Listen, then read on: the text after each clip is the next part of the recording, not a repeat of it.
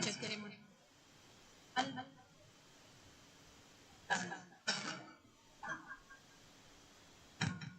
Hai visto? Paura?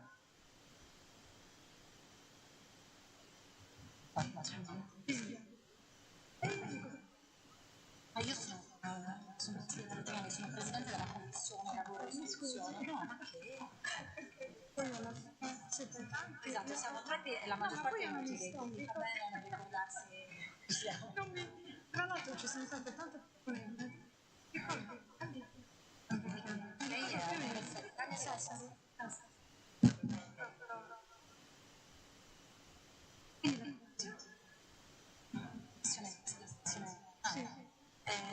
Una commissione diversa. Io ho la competenza sulla istruzione, tutto il mondo cultura, identitari in lingua sarda, istruzione per scuole di primo grado, ricerca, lavoro, passione professionale, tantissima roba, una commissione molto... Però adesso è una cosa interessante che ci sta trovando alla... La boccia di una cosa di sull'istruzione, oggi qua vediamo... Io avevo penso...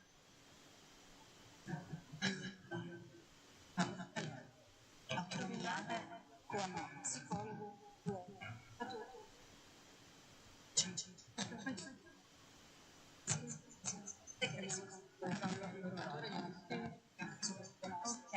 però soprattutto ci sono situazioni anche la scuola non ha la capacità. Buonasera, buonasera a tutti.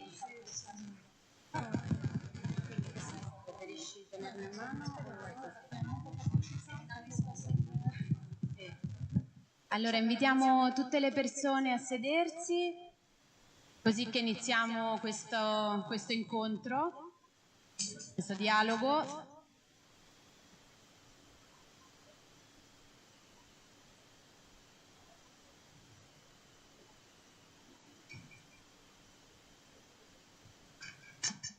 Ecco, allora buonasera, io sono Alessandra Tarquini, sono qui come rappresentante dell'Associazione Carta di Roma, siamo qui insieme a Paola Barretta, la coordinatrice, siamo un'associazione che promuove la Carta di Roma, che è una carta deontologica per i giornalisti, quando ci si occupa delle persone, delle vite delle persone, delle storie che riguardano le persone migranti, rifugiati, richiedenti asilo, sopravvissute o vittime di tratta, persone rom e sinte. E noi siamo qui insieme alla Regione Autonoma della Sardegna con la quale facciamo molti progetti da diversi anni. Voglio ringraziare in particolare tutta la Regione Sardegna per questo lavoro che facciamo insieme, in particolare il dottor Marco Secchi, con il quale abbiamo costruito questo panel che ho il piacere di moderare. Allora, questo panel è una sfida perché abbiamo tantissime storie, abbiamo poco tempo, ci siamo dati dei tempi che ricordo ai relatori e alle relatrici, più o meno 4 minuti ognuno. Allora, partiamo dal titolo. Il futuro è qui, i giovani e la costruzione del futuro. Tema chiaro. E lo affronteremo cercando di condividere delle storie vere di vita di persone che hanno scelto la Sardegna come luogo di vita e di costruzione del proprio futuro. Parleremo poi del ruolo del giornalismo quando si parla di persone, di storie di persone con background migratorio e di migrazione e poi rimanderemo quindi al ruolo che ognuno di noi ha nella costruzione di questo futuro delle comunità e quindi anche il ruolo della politica e delle istituzioni.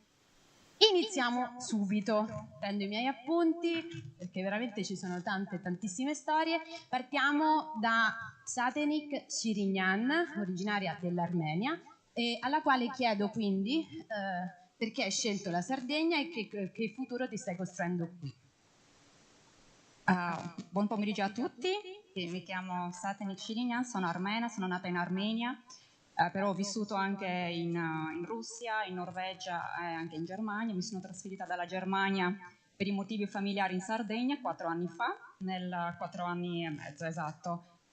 Diciamo, quando sono arrivata in Sardegna ho avuto la fortuna di avere l'aiuto dei familiari, perché comunque, esatto, mi sono sposata. Però nonostante di questo aiuto, esatto, ho affrontato molte difficoltà nei primi anni di arrivo. Faccio anche un esempio, per esempio il primo ho scoperto solo un anno dopo il mio arrivo che esistevano anche corsi gratis offerti della CPA, esatto. La seconda sfida è stata proprio il problematica di riconoscere il mio titolo, se anche ho preso un titolo in giurisprudenza in Germania, ho fatto un magistrale di diritto internazionale ed europeo, è stato quasi impossibile riconoscere il titolo perché comunque è molto complesso e anche di aver studiato giurisprudenza non mi ha aiutato a portare al termine esatto questo percorso. Ho lasciato questa cosa pensando che potrei comunque iscrivermi all'università prendendo anche una laurea in triennale, ma anche qua purtroppo la legge italiana è molto non facilita esatto questo percorso, perché comunque nel mio paese ci sono 11 anni di scuola, invece in Italia per entrare all'università servono 12 anni. In questo caso io dovevo recuperare un anno di scuola, ho 7 anni di studi, 2 magistrali, una laurea triennale, esperienza di lavoro. Venendo in Italia io devo andare a scuola, devo recuperare un anno. Questa cosa per me purtroppo non l'ho fatto, ho iniziato a cercare lavoro, anche migliorare la capacità di lingua italiana, esatto. Per il momento lavoro in cooperativa sociale come impiegata amministrativa e esatto, sì. Ecco, tra l'altro del mondo accademico e dell'università ne parleremo, perché qui abbiamo la professoressa Serrelli che poi ci racconterà l'esperienza dell'Università di Sassari. Allora, io però so che tu hai deciso di far nascere un'associazione, un gruppo con altre donne. Esatto, l'anno scorso l'associazione ha meno di un anno con 7 donne straniere, 7 donne provenienti da 5 paesi: Ucraina, Russia, Belarus, Argentina, Canada, Armenia, anche se abbiamo anche un membro italiano, sardo, certamente. Abbiamo, sì, dopo diciamo proprio per queste difficoltà vissute, abbiamo esatto, aperto un'associazione di promozione sociale che si chiama CASA, Comunità Aperta e Solidale per Accoglienza. Diciamo, l'obiettivo di questa associazione è proprio creare uno spazio di dialogo interculturale, offrire informazioni utili, organizzare eventi dove le persone possono scambiarsi, possono conoscerci. Stiamo per il momento facendo tutte le attività a livello di volontariato, però siamo contenti perché abbiamo preso il nostro primo piccolo finanziamento. Esatto, inizieremo con questo piccolo progetto a Cagliari nella scuola di Santa Caterina. Grazie mille. Allora chiamo Kadi Yam del Senegal. Grazie.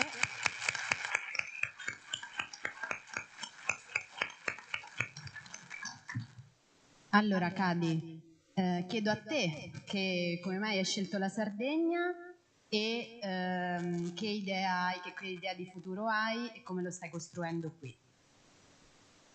Grazie.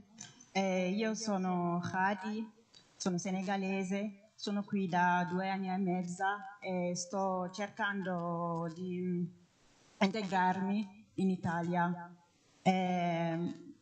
Sto facendo, dopo che ho la maturità, ho deciso di venire in Italia per fare scienza, tecnologia agraria. Potevo scegliere altri paesi, visto che ho fatto tutta la mia vita, ho studiato francese, ma Italia per me è uno dei paesi che hanno molta accoglienza. Poi fa parte uno dei migliori in agricoltura in Italia, in Europa. Poi E allora comunque lei aveva Allora, proprio alla mia domanda, perché proprio qua sei venuta, perché nella vostra regione, mi ha proprio detto, perché io volevo il meglio e quindi sono venuta a studiare scienze agrarie qui, non a caso, anche perché lei ha detto io sono una bravissima studentessa e quindi ambisco al meglio, e ha detto che appunto la scelta è stata questa. Però abbiamo anche parlato delle difficoltà. Tu mi hai detto un paio di cose interessanti. Perché io volevo parlare dell'integrazione e poi il lavoro, perché alcune persone che sono senegalesi o stranieri mi dicono perché stai studiando qui in Italia e poi sai che non troverai lavoro, perché dicono che i lavori per gli stranieri sono sono quelli lavapiatti o camerieri, sono quelli per gli stranieri. Io dico no, perché per me qui è la mia casa, voglio fare qui la mia vita. Ormai passo più tempo qui in Italia che dal mio paese. Ho dei progetti che voglio fare qui. Un progetto di un'azienda appunto Voglio avere la mia azienda che fa bovine da carne e poi sì, perché mi piacevano da bambina, e anche la produzione del formaggio, perché per me Italia fa parte è molto conosciuto dei suoi prodotti DOP o IGP. Grazie, grazie mille. E adesso, appunto, Carta di Roma si crea relazioni tra giornalisti e giornaliste, comunicatori e comunicatrici, ma in generale, se volete, date un occhio al nostro sito cartadiroma.org, perché secondo abbiamo il glossario, quindi una serie di parole che andrebbero usate o non andrebbero usate, e credo che valgano a prescindere da chiunque abbia l'uso della parola o della scrittura. Quindi è a disposizione di tutti, non solo dei giornalisti e delle giornaliste. Qui abbiamo quindi la giornalista Leila Belhaj Mohamed. Lei è una giornalista freelance e podcaster, esperta in migrazioni, diritti umani, diritti digitali e geopolitica dell'Africa e del sud-ovest asiatico. E vi suggerisco anche il suo podcast, che trovate su un podcast prodotto con Cora Media, e adesso passo la parola a lei, ma la domanda è, Leila, quando si parla di giovani e di immigrazione e di storia di immigrazione, quali sono, che linee segui tu, cosa ti guida, e poi quali sono invece le cattive pratiche che tu riscontri? Vai. Allora, intanto buon pomeriggio, grazie mille per l'invito e per l'occasione tra l'altro di venire in Sardegna a parlare, che è la prima volta per me di poter raccontare un po' le problematiche relative al giornalismo e al racconto dei giovani con background migratorio in questo paese. Non basterebbero 4 minuti, cerco di essere chiaramente breve e concisa. Abbiamo un enorme problema di comunicazione, ed era quello che volevo anche aggiungere ieri. Le storie dimenticate, la difficoltà di alcuni paesi, di persone provenienti da alcuni paesi, da farsi percepire come persone, perché noi abbiamo questo enorme problema, non raccontiamo le storie delle persone come se fossero persone. Alcune storie sono storie di persone, altre sono solo ed esclusivamente numeri. Abbiamo un problema enorme nel raccontare le migrazioni dall'Asia e dall'Africa, abbiamo un problema gigantesco nel raccontare ciò che avviene nel continente africano, in particolare per quanto riguarda l'Africa subsahariana, e questo ha chiaramente un impatto nelle persone che sono già presenti in Italia. Io non amo quando si parla della cosiddetta nuova Italia. Noi ci siamo qua da tantissimo tempo.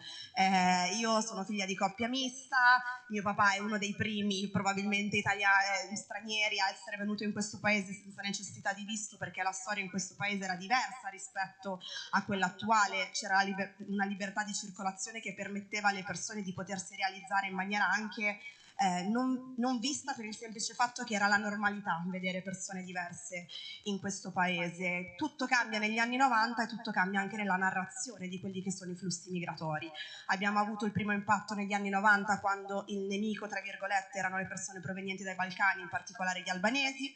Poi con il 2001 sono diventate le persone di religione islamica o provenienti dal Nord Africa e dall'Asia occidentale, parentesi, smettiamo di utilizzare Medio Oriente perché Medio Oriente è un termine coloniale. Successivamente chiaramente il problema è diventata la persona nera, quindi le persone che sono arrivate dall'Africa subsahariana. Il giornalismo ha un problema gigantesco nel raccontare le storie delle persone migranti, perché le persone migranti sono solo ed esclusivamente la notizia o dello sbarco o della criminalità.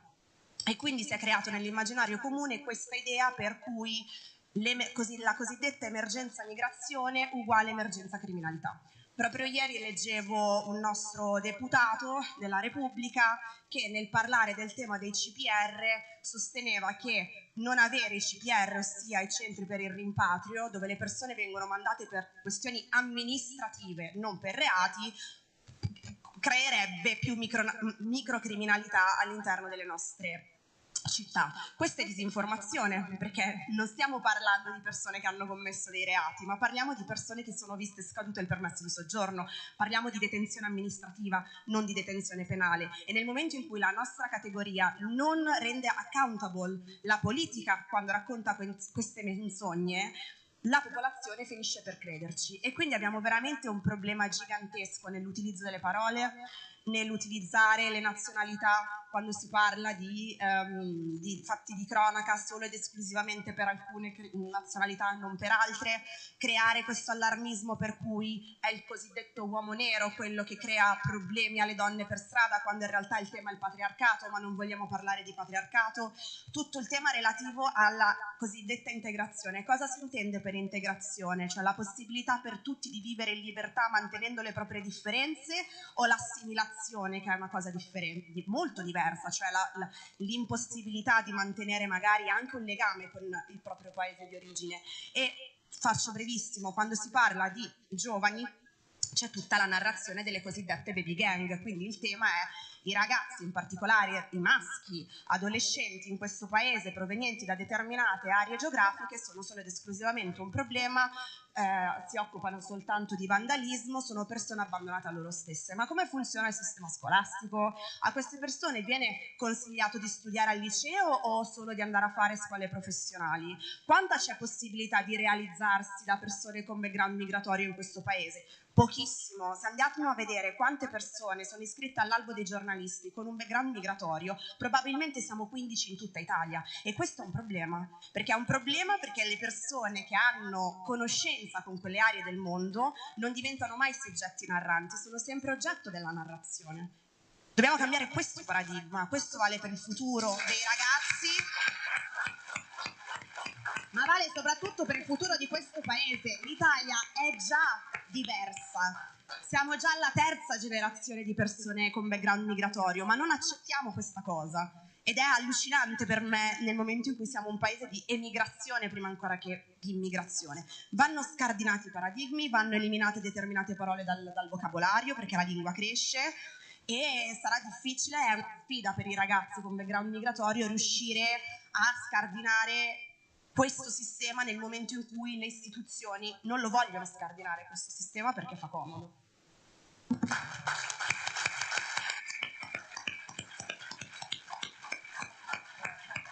Grazie. Allora, giusto una precisazione che prosegue quindi il ragionamento di Leila. Qui non avete le eccezioni, le best practices, ne abbiamo scelte un po', ma ce n'erano. Io in questi ultimi 10 giorni con Marco Secchi ci siamo sentiti, mi ha passato dei numeri, ma poi ho incontrato tantissime altre persone, giovani e meno giovani di questi qui in Sardegna, che stanno costruendo il proprio futuro qui, e lo fanno, sono specchio, insomma loro sono uno specchio di una comunità ben più ampia, non sono le eccezioni, ecco, anche questo, quindi non state ascoltando le eccezioni, ma sono espressione di una comunità. Ne abbiamo scelti alcuni tra molti altri. Allora, quindi adesso passiamo a Blerta Chelo, allora raccontaci, tu stai costruendo il tuo futuro qui, il viaggio inizia dall'Albania, e quindi che idea di futuro hai, cosa stai facendo, in che direzione stai andando, e se hai dei suggerimenti. Allora, buonasera a tutti, grazie dell'invito. Allora, io mi chiamo Blerta, vengo qua per volere dei miei genitori in realtà, E niente, non è stato facile perché comunque non mi aspettavo, come dire, essere etichettata, insomma, come l'albanese, sappiamo tutti, no? Come quello che è successo, quello che si dice di noi, quindi è stato difficile. Io comunque non voglio essere ripetitiva, però se non mi hanno riconosciuto gli studi, ho abbandonato la scuola perché non sono stata proprio accolta nei modi migliori. E poi mi sono creata una famiglia, ho 2 ragazzi adesso, faccio parte anche di un'associazione che è la New Generation, che noi abbiamo come obiettivo di rafforzare la consapevolezza, insomma, del ruolo, che è un ruolo molto importante, che possiamo avere, insomma, che possiamo costruire ponti tra culture diverse per fare dei scambi. Poi volevo dire che però oggi, crescendo, essendo anche mamma di 2 figli adolescenti, vedo che le cose sono un po' cambiate, nel senso che i giovani di oggi sono molto più aperti, molto più curiosi, diciamo. Le mie figlie non hanno mai avuto discriminazioni da parte dei compagni o dai genitori, e credo proprio che noi come genitori, poi noi stranieri, anche credo i genitori italiani, abbiamo come dovere di educare i nostri figli, ecco, perché penso che tutto nasce da lì. E niente, prevedo un futuro migliore di quello che ho passato io. Allora, seguite l'associazione New Generation on the Wave. Lerta ne è la presidente, è un'associazione aperta, vicepresidente, scusate. Scusami, e c'è spazio, chi ha forza volontà, insomma siete tutti ben accetti, quindi seguitela. Poi ci sono delle novità che non vi posso dire, ma se gli chiedete al coffee break ve lo diranno, come hanno fatto con me, e quindi insomma grazie Lerta. E adesso abbiamo qui Wahiba Aburadhane, ho sbagliato forse, adesso ce lo dirà lei, ecco se ho sbagliato. Ok, e stessa domanda, quindi quando sei venuta qui e perché hai scelto la Sardegna e come stai costruendo il tuo futuro qui? Buonasera a tutti. Buonasera a tutti, grazie per l'invito. Io mi chiamo Wahiba Aburadhane, vengo dal Marocco. Ho studiato al Marocco, sono ingegnere in informatica. Sono venuta in Italia per cercare una vita migliore. Ho scelto l'Italia perché tutta la famiglia qui in Italia.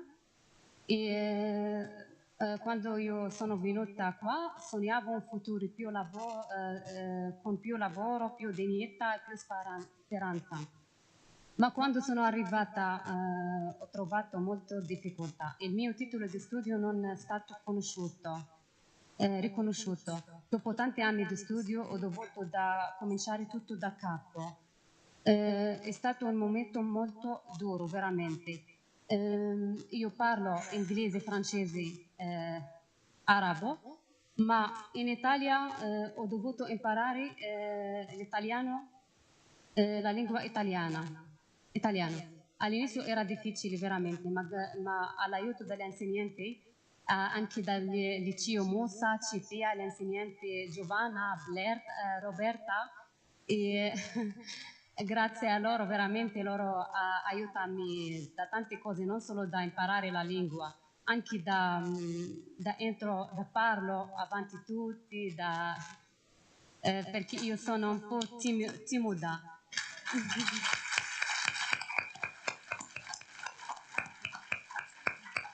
Da vivere in Italia da straniera non è facile. Ci sono problemi con la lingua, con i documenti, con il lavoro. Spesso ci si sento soli e invisibili, non capiti. Ma io non mi arrendo, continuo a camminare con forza e speranza. Oggi, dopo aver vissuto questa speranza, penso a un progetto che possa aiutare gli altri migranti. Vorrei proporre È uno spazio dove possano trovare informazioni semplici e utili per vivere meglio in Italia, come imparare la lingua, capire i documenti e conoscere i propri diritti e doveri. Ma soprattutto vorrei offrire ascolto e supporto umano, perché questo è troppo importante. Vorrei che in questo spazio ci fosse attenzione anche ai bisogni profondi. I bambini stranieri, che spesso ci sentono diversi, soli e rifiuti. Alle donne che vivono situazioni di violenza e difficoltà. A chi si sente escluso, tanto senza voce. Non ho ancora i mezzi per creare tutto questo, ma ho il desiderio sincero di farlo un giorno. Spero. Grazie.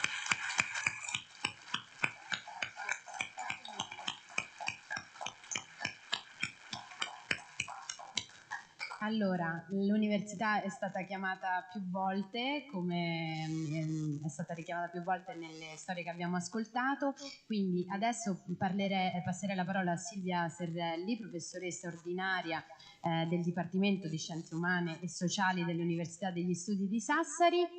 Questo è molto interessante, è stato interessante per me perché lei è stata delegata dal Rettore per i corridoi universitari, cooperazione con i territori e la migrazione.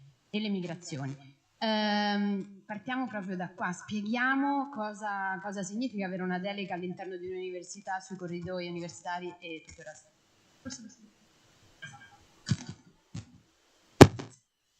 Allora, grazie. Ringrazio prima di tutto l'assessore Desire Manca per intanto le parole che ovviamente stamattina ci ha dato una grande speranza. Ringrazio Marco Secchi, con il quale lavoro da tanti anni. Sin dal 2015 l'università ha accolto diversi studenti con background migratorio perché avevamo aderito al progetto Passport for Refugees, quando gli studenti che arrivavano appunto, così come state dicendo voi, con una formazione senza documenti, proprio perché si perdevano nel percorso di vita che avevano scelto. Allora il Consiglio di Stato aveva fatto con un panel di esperti proprio le valutazioni della scolarizzazione e quindi della presenza di un diploma. Questo progetto aperto all'Università di Sassari, poi anche ovviamente sempre in parallelo con l'Università di Cagliari, ha aperto le porte dell'università che appunto sembravano chiuse proprio perché non avevano questo diploma. Da lì siamo partiti col Ministero degli Esteri, con l'UNHCR, con i corridoi universitari, il progetto Unicor, e poi Sassari ha imparato a gestire questi corridoi creando il progetto Inclusive UNIS, che è un progetto finanziato dall'attuale governance dell'università, in particolare da questo rettore, che ha voluto per ben 5 edizioni finanziare 10 borse di studio, che poi in realtà diventano sempre, io ne chiedo 10 per poi chiederne altre 10 perché ovviamente gli studenti sono di più. Quest'anno siamo alla 5ª edizione, 10 borse di studio, sono arrivate 40 domande, quindi dal mondo, non solo dall'Africa subsahariana, ma anche dall'America Latina, anche da appunto paesi come l'Afghanistan, come la Siria, come la Cisgiordania, arrivano domande dappertutto. Quindi significa che Sassari non è certamente Sassari, la Sardegna prima che Sassari, è un luogo che si conosce nel mondo ed è accogliente. Quindi i corridoi universitari sono quel progetto che nasce grazie agli studenti con background migratorio. Il primo, sono tanti qua gli studenti presenti, il primo è stato Bakary Coulibaly, che aveva vinto una delle 100 borse che il Ministero degli Interni aveva dedicato agli studenti, e adesso da Bakary sono nate tante altre iniziative, tra cui quella di una start-up degli studenti maliani con altri studenti italiani che si forma, vince anche qualche premio addirittura, e si forma proprio per dare quel servizio che l'università non riesce a fare, cioè aiutare gli studenti, per esempio nelle situazioni di cui avete parlato voi, aiutarli a trovare un percorso, a capire quali sono i documenti, capire qual è l'ostacolo con la questura, piuttosto.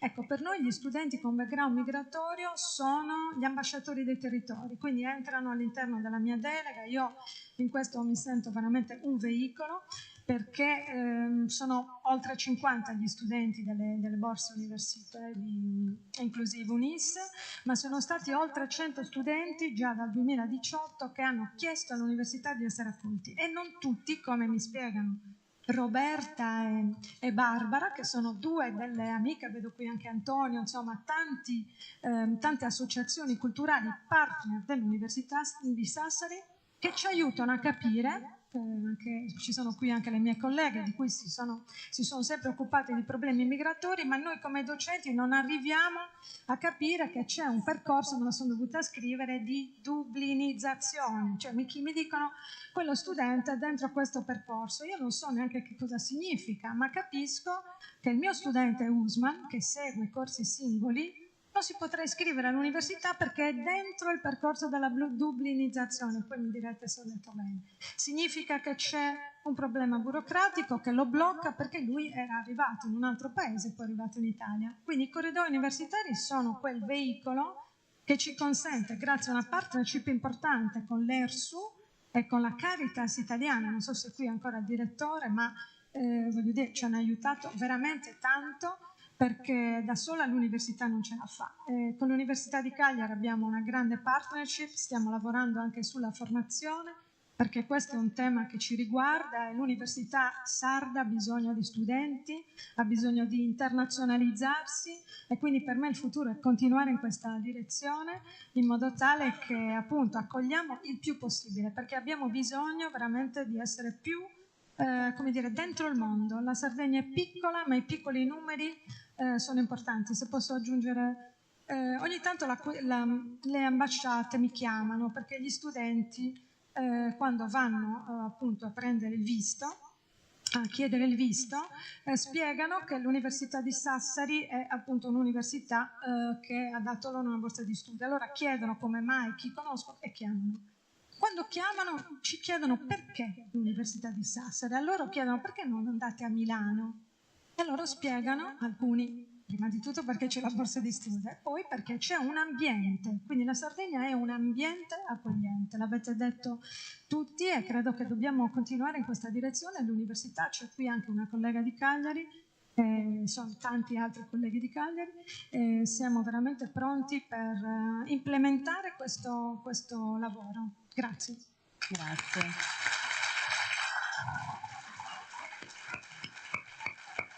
La seconda laurea la prendo all'Università di Sassari, ho già deciso la destinazione. La metta due. Allora, invito qui Rodian, eccolo, benvenuto, sediti con noi.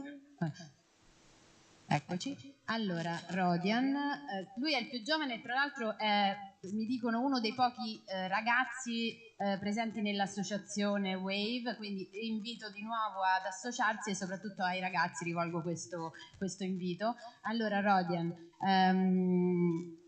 raccontaci appunto quando sei arrivato e che tipo di futuro ti stai costruendo qui, e poi prima mi hai anche parlato di qualche consiglio a fronte delle difficoltà che sono state incontrate, che possiamo mettere qui sul tavolo. Buonasera a tutti, io mi chiamo Rodion Manko, io vengo dalla città di Sumi che si trova in Ucraina.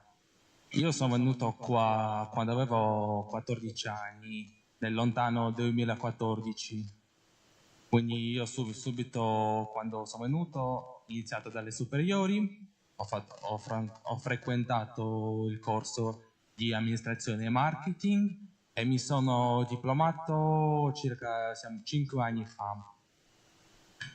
Io comunque sono venuto, che mi ha portato mia mamma, che sono venuto cioè mi sono uscito non per la mia volontà, ma per la necessità sia per lo più economiche, perché comunque l'Ucraina non è tanto paese ricco, in un ambiente completamente sconosciuto, cioè ho dovuto abbandonare il mio circolo sociale, i miei parenti, i miei amici, le persone che ormai conoscevo da tanti anni, mi sono messo in un posto dove non conosco completamente nessuno.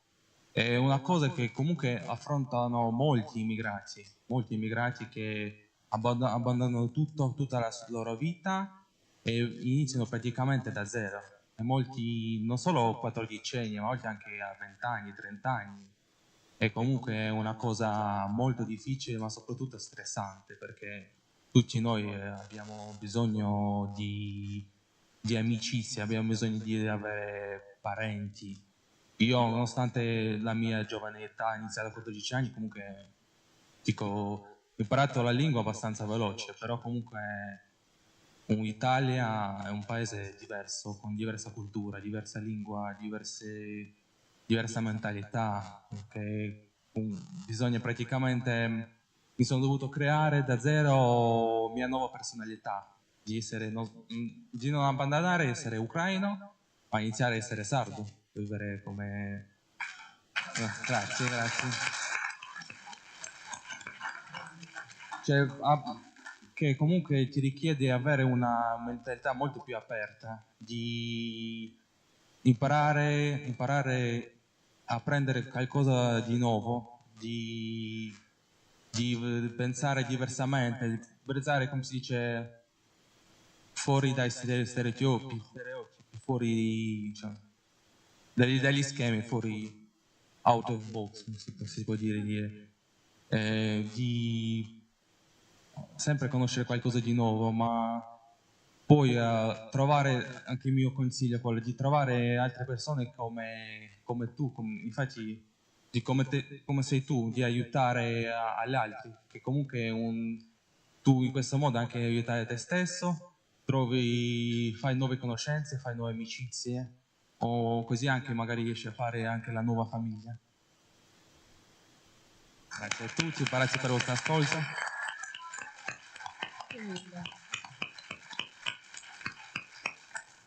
Allora, adesso invito qui Sharon, eccola, Sharon Guzman, del Perù. E allora Sharon, raccontaci un po' della tua vita, non tutta perché non abbiamo così tanto tempo, però raccontaci delle tue esperienze. Lei è un'imprenditrice e che idea di futuro e se anche lei. Buonasera a tutti, io sono Sharon Guzman, provengo dal Perù, sono arrivata in Italia molto piccola, avevo 11 anni, nel lontano 2005. Io ho fatto gli studi qua, i primi 2 anni di elementari, quarta e quinta praticamente mi hanno fatto tornare indietro per il fatto della lingua, che per fortuna adesso da quel che so non è più così. Niente, ho fatto gli studi, le elementari, le medie, 3 anni di socio-pedagogico per poi dedicarmi a quello che era la mia passione, cioè la cucina e la pasticceria. E dopo essere andata un po' in giro per l'Italia per capire dove volevo stare, sono tornata qui a casa dove ero cresciuta. Ho aperto così il mio ristorante, un po' per dare lavoro anche ai giovani e altre persone con background migratorio come me, ma anche per restituire quello che mi aveva dato la città, quello che mi aveva dato il paese. Dare anche, far conoscere la mia di cultura, dato che l'Italia mi aveva donato tanto. Io mi ritrovo ad avere due culture, da una parte quella peruviana che porto molto fiera e anche quella italiana e quella sarda. Io dopo 19 anni ho preso la cittadinanza italiana con tanto sacrificio per matrimonio perché sono anche sposata, ho una bambina. E niente, vado molto felice di questo. Io il futuro lo vedo che sta già cambiando. L'Italia comunque sta dando molto più spazio ai ragazzi stranieri, vengono accolti molto molto meglio da come era prima. Prima venivamo visti un po' strani perché non si capiva da quale mondo siamo venuti. Però invece adesso sono tutti molto più aperti, molto più simpatici. Io no.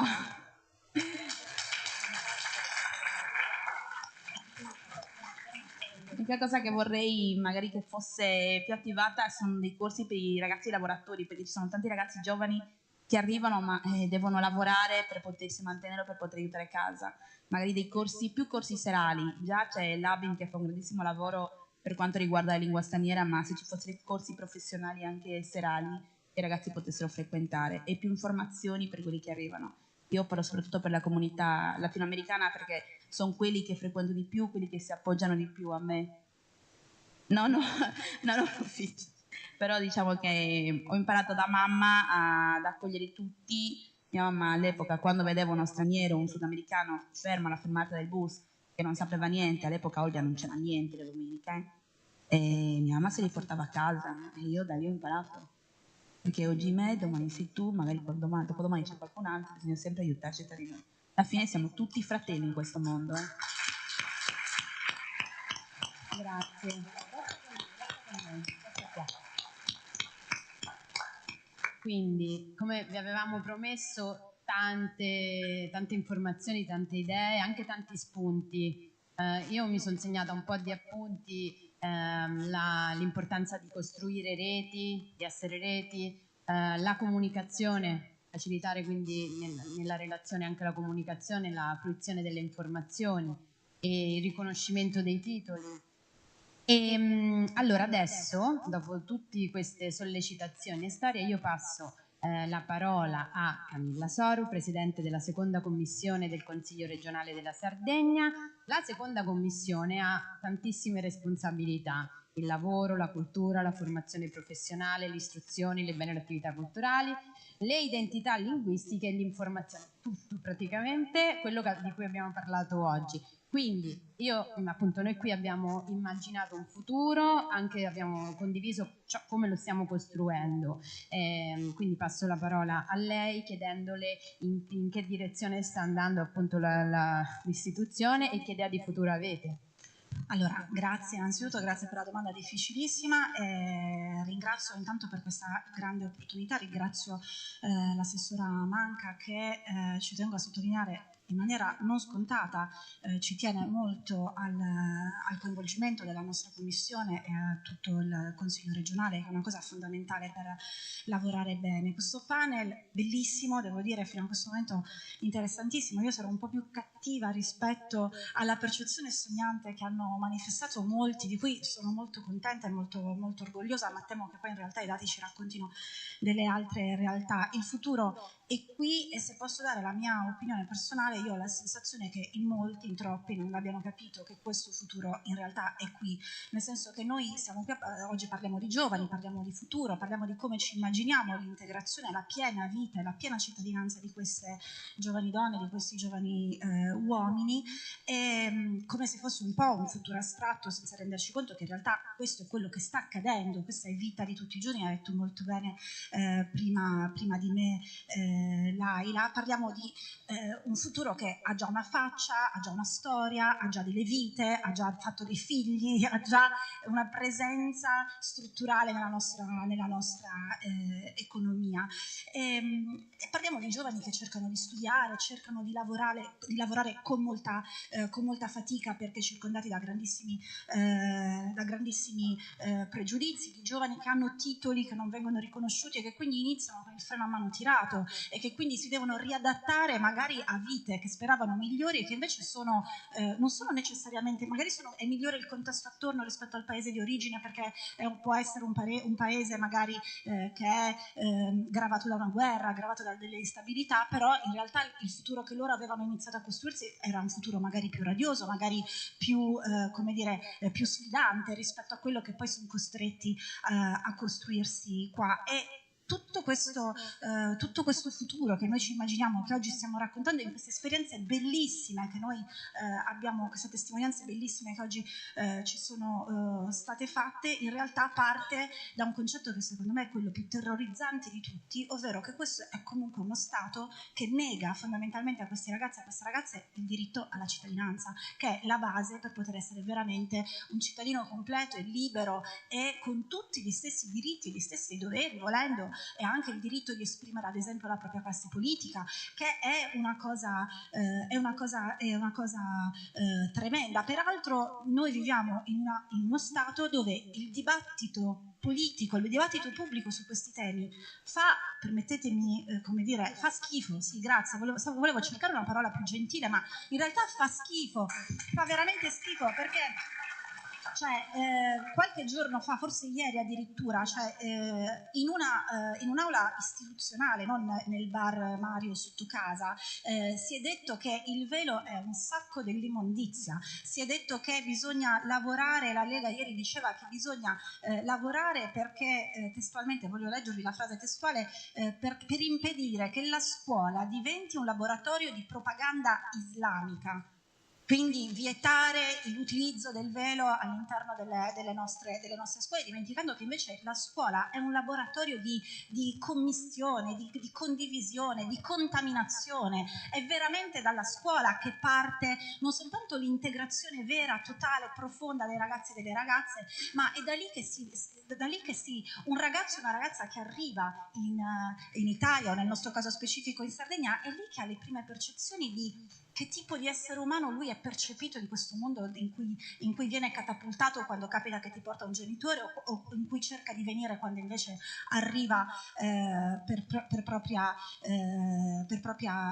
decisione. Anche tutto il dibattito, per esempio, imbarazzante, io non voglio dire sullo Ius Soli, perché per carità non se ne parli, che sembra che sia una bestemmia parlare di Ius Soli, ma anche dello Ius Scholae, dove timidamente si cerca di approdare. Qualche giorno fa un partito dell'attuale maggioranza di governo si era reso disponibile a votarlo eventualmente, salvo poi fare un passo indietro clamoroso, rocambolesco, per una questione di equilibri elettorali, cioè un paese che pensa agli equilibri elettorali, al voto, quando parla della dignità umana. È ovvio che è bellissimo sentire che le cose sono cambiate e che si sta andando in una direzione migliore, ma è evidente che siamo lontanissimo comunque da un concetto di dignità fondamentale, perché la cittadinanza non è neanche una cosa che si dovrebbe chiedere, cioè la cittadinanza è una cosa che tu vivi, cioè tu sei cittadino. Noi parliamo di gente, di ragazzi e ragazze che spesso qui ci sono nati, non solo parlano la nostra lingua, la parlano con un accento peggiore del mio,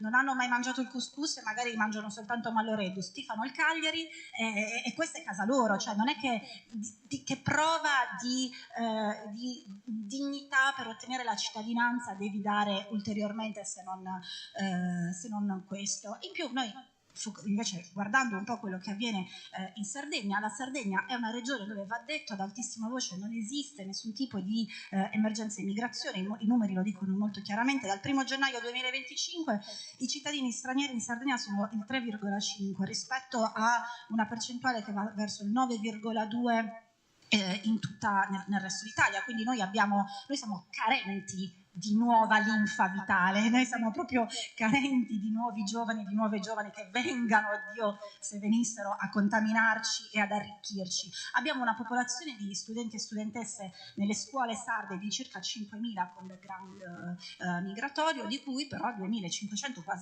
quasi la metà, oltre la metà forse qui ci sono proprio nati, quindi sono sardi e sarde a tutti gli effetti.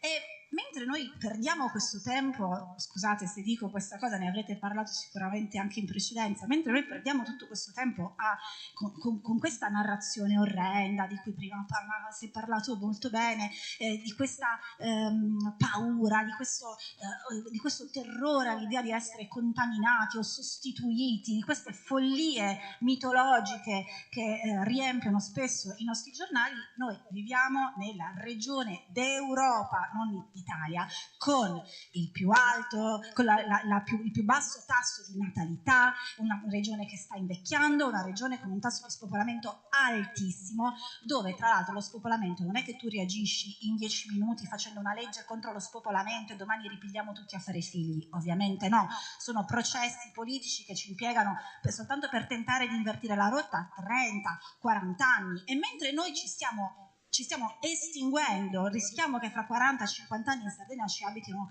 siano 800.000 persone, quindi di dimezzarci, creiamo tutta una serie di difficoltà invece all'accoglienza, all'integrazione. Noi di queste persone ne abbiamo bisogno, perché se no moriamo. Cioè, o noi impariamo ad essere veramente cittadini del mondo e capire che la Sardegna è un pezzo di quel mondo e appartiene a tutti, non soltanto a me, all'assessora o a chi è seduto qui, appartiene a tutti, e essere contaminati è un vantaggio, a far arrivare nuove persone è un vantaggio. Abbiamo strati economici in Sardegna che fanno una fatica enorme oggi a lavorare, a vivere, perché gli manca anche la forza lavoro specializzata, e spesso questa è gente che arriva da paesi che ha quelle competenze su quei lavori, competenze che noi non abbiamo più. Okay? Quindi questo è lo scenario, che secondo me è uno scenario difficile, drammatico, e se noi vogliamo dire che veramente vogliamo cambiare rotta, io sono felice, sono contentissima, e quindi però bisogna agire, e bisogna agire partendo dalla scuola, perché la scuola è il punto di ingresso di tutta questa nuova linfa vitale, di questa nuova generazione. Tra l'altro, spoiler, noi, la Sardegna è il posto in Europa dove si fanno meno figli, tipo il 9,1 per ogni donna, e ci stiamo comportando talmente male che persino i nostri cittadini stranieri, le nostre cittadine straniere, quando arrivano in Sardegna smettono di fare figli, quindi evidentemente stiamo proprio sbagliando un po' di cose. Quindi la scuola, la prima cosa che è necessaria, e questo stiamo lavorando, l'assessora lo sa bene, stiamo lavorando in commissione istruzione per scrivere una legge quadro sulla scuola, sull'istruzione, finalmente una legge che la Sardegna non ha mai avuto, ma noi la scriveremo, dove tra le varie figure che devono necessariamente essere presenti in tutte le scuole di ordine e grado c'è il mediatore culturale, il facilitatore, perché non è soltanto per aiutare l'integrazione di quello studente, quella studentessa all'interno del mondo scuola, ma anche perché ci sono insegnanti che non hanno gli strumenti per dialogare con i genitori di questi bambini, di queste bambine, per cui non riescono a fare un patto di fiducia con la scuola. La percentuale dei ragazzi stranieri che si disperde, che è vittima di dispersione scolastica, è enormemente più alta di quella già drammaticamente alta degli studenti e delle studentesse sarde. Quindi lingua italiana sicuramente, mediazione, facilitazione, capacità di dialogare anche con le famiglie per far lavorare veramente bene, dignitosamente questi ragazzi e queste ragazze, capacità di riconoscere i loro, per chi arriva già con delle qualifiche, già con dei titoli, la capacità di riconoscere questi titoli, la follia di ricominciare da capo per chi arriva qui con una laurea e di ritrovarsi a dover ripetere un anno di liceo. È ovvio che è una cosa folle. E poi reskill di queste persone attraverso tutto il mondo della formazione, e imparare anche a tutelarle, perché oggi il mondo del lavoro, intanto tu parti da uno scoglio che magari il tuo cognome è impronunciabile, che mette paura al datore di lavoro, a quello della lingua, a quello dell'incapacità di spiegarsi alla perfezione, al pregiudizio, che per quanto noi ci raccontiamo di essere una regione bellissima, accogliente, che volemo se tutti bene, poi in realtà c'è un problema anche qua di discriminazione folle, ancora di più per le immigranti femminili, ho finito, te lo giuro. C'è da dire anche un'altra cosa, che i lavoratori stranieri muoiono per cause di incidenti sul lavoro il doppio, il triplo dei cittadini italiani, quindi fanno lavori in cui si rischia la vita al doppio, con meno sicurezza, con meno tutele, ed è una follia. E di questi temi è difficile far capire a noi cittadini italiani privilegiati l'importanza, e il fatto che sia complicato farne percepire l'importanza lo dà per ad esempio l'esito del referendum, dove pure tutto il mondo della sinistra non ha votato al referendum, ha votato no al referendum sulla cittadinanza. Grande colpo al cuore per tutti noi attivisti. Detto questo, concludo, perché sennò io parlo sempre troppo, concludo dicendo che una cosa bellissima a noi deve entrare in testa è che dare la cittadinanza, l'integrazione non è un favore che noi facciamo alle persone che arrivano qui, è un diritto, e il favore oggi ce lo stanno facendo loro a noi a sceglierci. E ricordatevi che l'unico paese dell'Occidente che tende a crescere in un mondo occidentale che si sta spopolando sono gli Stati Uniti d'America, l'unico che ha lo ius soli, che appena uno soltanto ci mette piede per sbaglio perché la mamma partorisce per sbaglio mentre è in vacanza, quello è un cittadino americano. Quindi forse da un'America che si comporta molto male, se qualcosa dobbiamo impararla, dovrebbe essere proprio questa. Grazie. Grazie mille, ringrazio tutti i relatori e le relatrici di questo panel, lascio subito la parola, lasciamo al prossimo panel visto che poi si lavora sul documento, perché questo appunto, come avete visto, l'approccio di questa conferenza è un approccio operativo. E vi ringrazio e passo, quindi chiudiamo qui, non c'è coffee break adesso, no? Si continua, benissimo. E cartadiroma.org, vi ricordo sempre, trovate un sacco di materiale lì. Buonasera.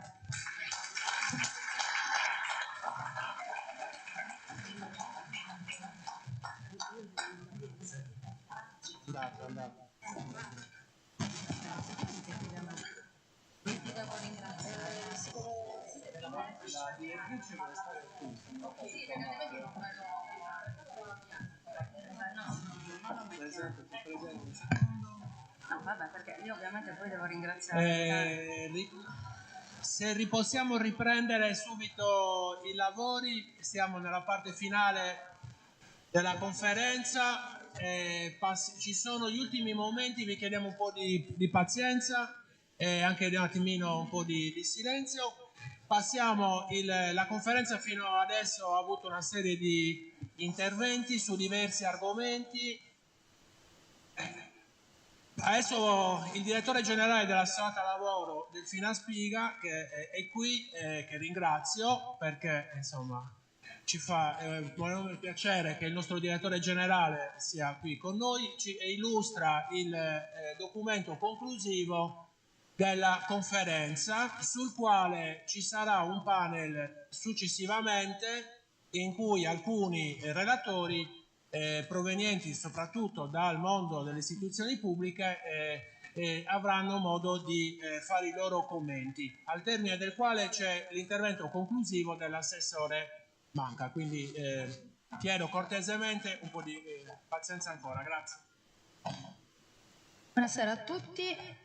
Anzitutto io ovviamente voglio ringraziare Marco per tutto il lavoro che ha fatto, per l'organizzazione, per tutto l'impegno che ha profuso nell'organizzazione di questa prima conferenza dell'immigrazione. Quindi dobbiamo veramente ricordare l'importanza dell'evento. L'assessore prima di tutto, ovviamente, che come al solito non solo ha dimostrato grande coraggio ma anche grandissima umanità, ovviamente. Questo glielo dobbiamo sempre assolutamente riconoscere. Ovviamente io voglio ringraziare anche Ignazio, che nessuno lo sta ringraziando. Ignazio, volevo ringraziare anche te, che sei stato veramente anche tu assolutamente un pilastro di questa organizzazione. Quindi premessi ovviamente questi doverosi ringraziamenti nei confronti dei colleghi e nei confronti dell'assessore, ovviamente anche della Presidente, che io purtroppo stamattina non ho intercettato. Quello che voglio fare, forse funzionano anche questi, Marco? Anzitutto difficile parlare dopo tutti questi interventi, è difficile parlare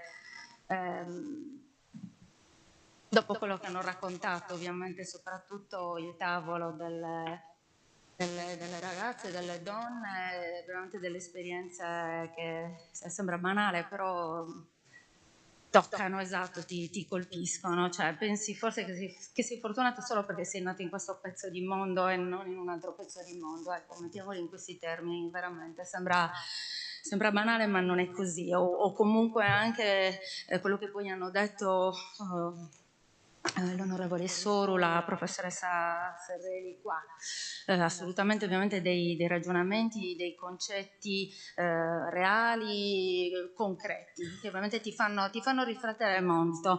Allora io da poco, Marco lo sa, l'assessore lo sa, è da poco che ovviamente mi avvicino a questo mondo, anzi da pochissimo oserei dire.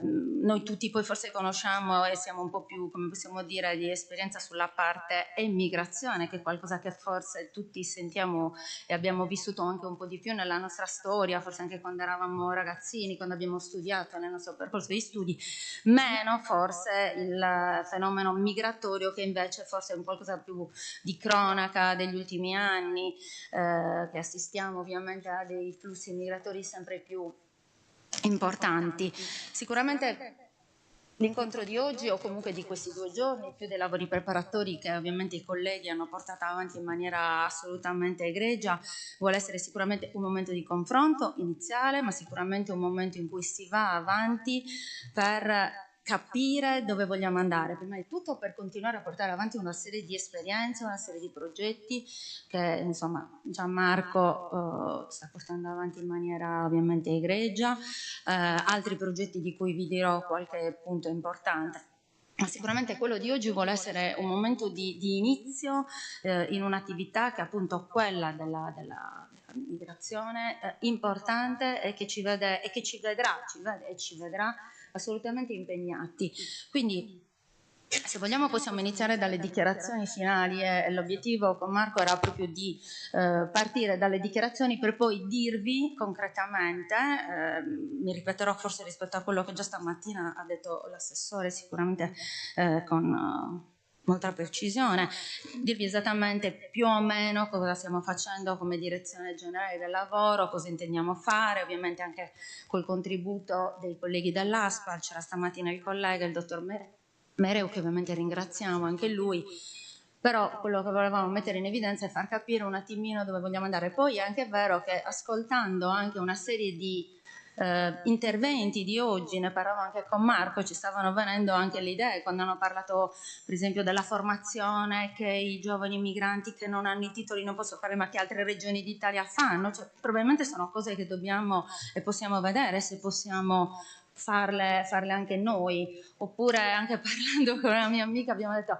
ma guarda come può essere interessante coinvolgere le giovani donne con dei titoli di studi presi in altri paesi che non sono i nostri, non riconosciuti, ma che qui potrebbero trovare invece, come possiamo dire, spazi per mettere in evidenza ovviamente le loro professionalità acquisite in altri paesi, ma che noi per una serie di motivi anche veramente burocratici, veramente formali, non riusciamo a mettere in evidenza o comunque sicuramente a premiare e a riconoscere. Non so se riusciamo, Marco.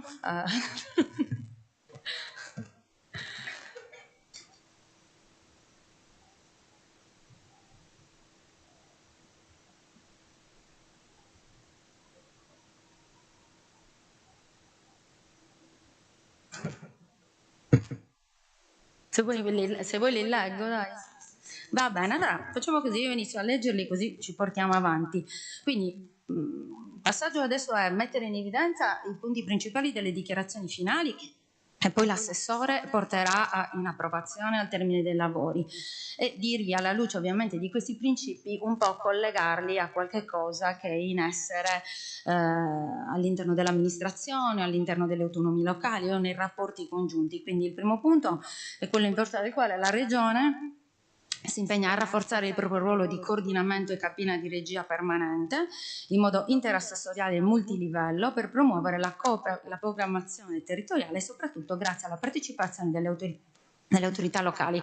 Allora, questo punto è un punto fondamentale. Io stamattina sono arrivata che stava parlando la dottoressa Falconi, presidente di ANCI Sardegna, sindaco di Fonni, che metteva assolutamente in evidenza il ruolo, la coesione che c'è ma che deve esserci e che deve esserci sempre di più tra l'amministrazione, gli enti locali, le autonomie locali, CAL, ANCI e quindi tutti i soggetti che nell'ambito del territorio ovviamente possono contribuire a creare rete in favore ovviamente di tutta una serie di fascia ovviamente della popolazione, anche perché quello che dobbiamo ricordare è come hanno ricordato le colleghe relatrici qui al tavolo poco fa, nel momento in cui tu nasci qui e diventi cittadino, anche se formalmente casomai non lo sei ancora perché non hai perfezionato l'iter o comunque vieni qui e ci stai da 20 anni, quindi sicuramente il ruolo dei comuni diventa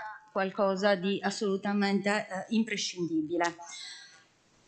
Ancora, collegare le politiche migratorie agli obiettivi di sviluppo sostenibile, quindi gli obiettivi previsti dall'Agenda 2030 della Strategia regionale dello sviluppo sostenibile. La strategia regionale di sviluppo sostenibile è una strategia riconosciuta a livello europeo che Regione Sardegna ha sposato in tutte le sue forme con una serie di principi e di priorità. Quindi questo cosa significa? Che da sempre, o comunque da quando ovviamente la strategia è stata assolutamente riconosciuta, la stessa giunta regionale l'ha avvallata, le politiche migratorie vengono ritenute di fondamentale importanza e tutti gli strumenti possibili vengono posti in essere proprio per perseguire questi obiettivi. Ci sono dei progetti anche ministeriali che Marco già segue già egregiamente e che ci portano a questi obiettivi.